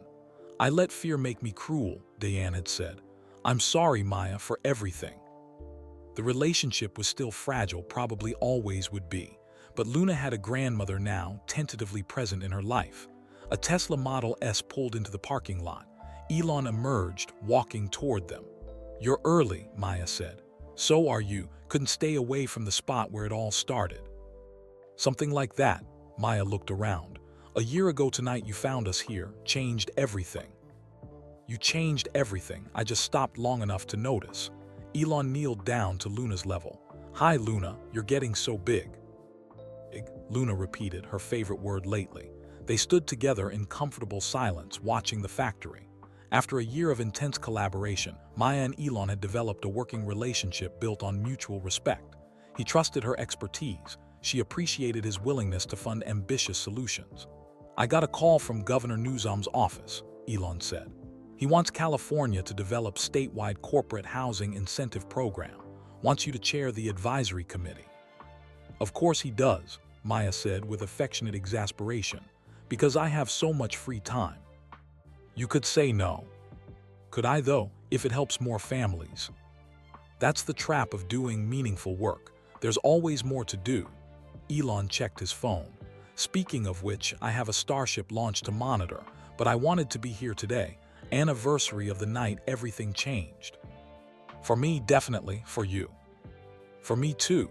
That night reminded me why we build things. For people, not just progress.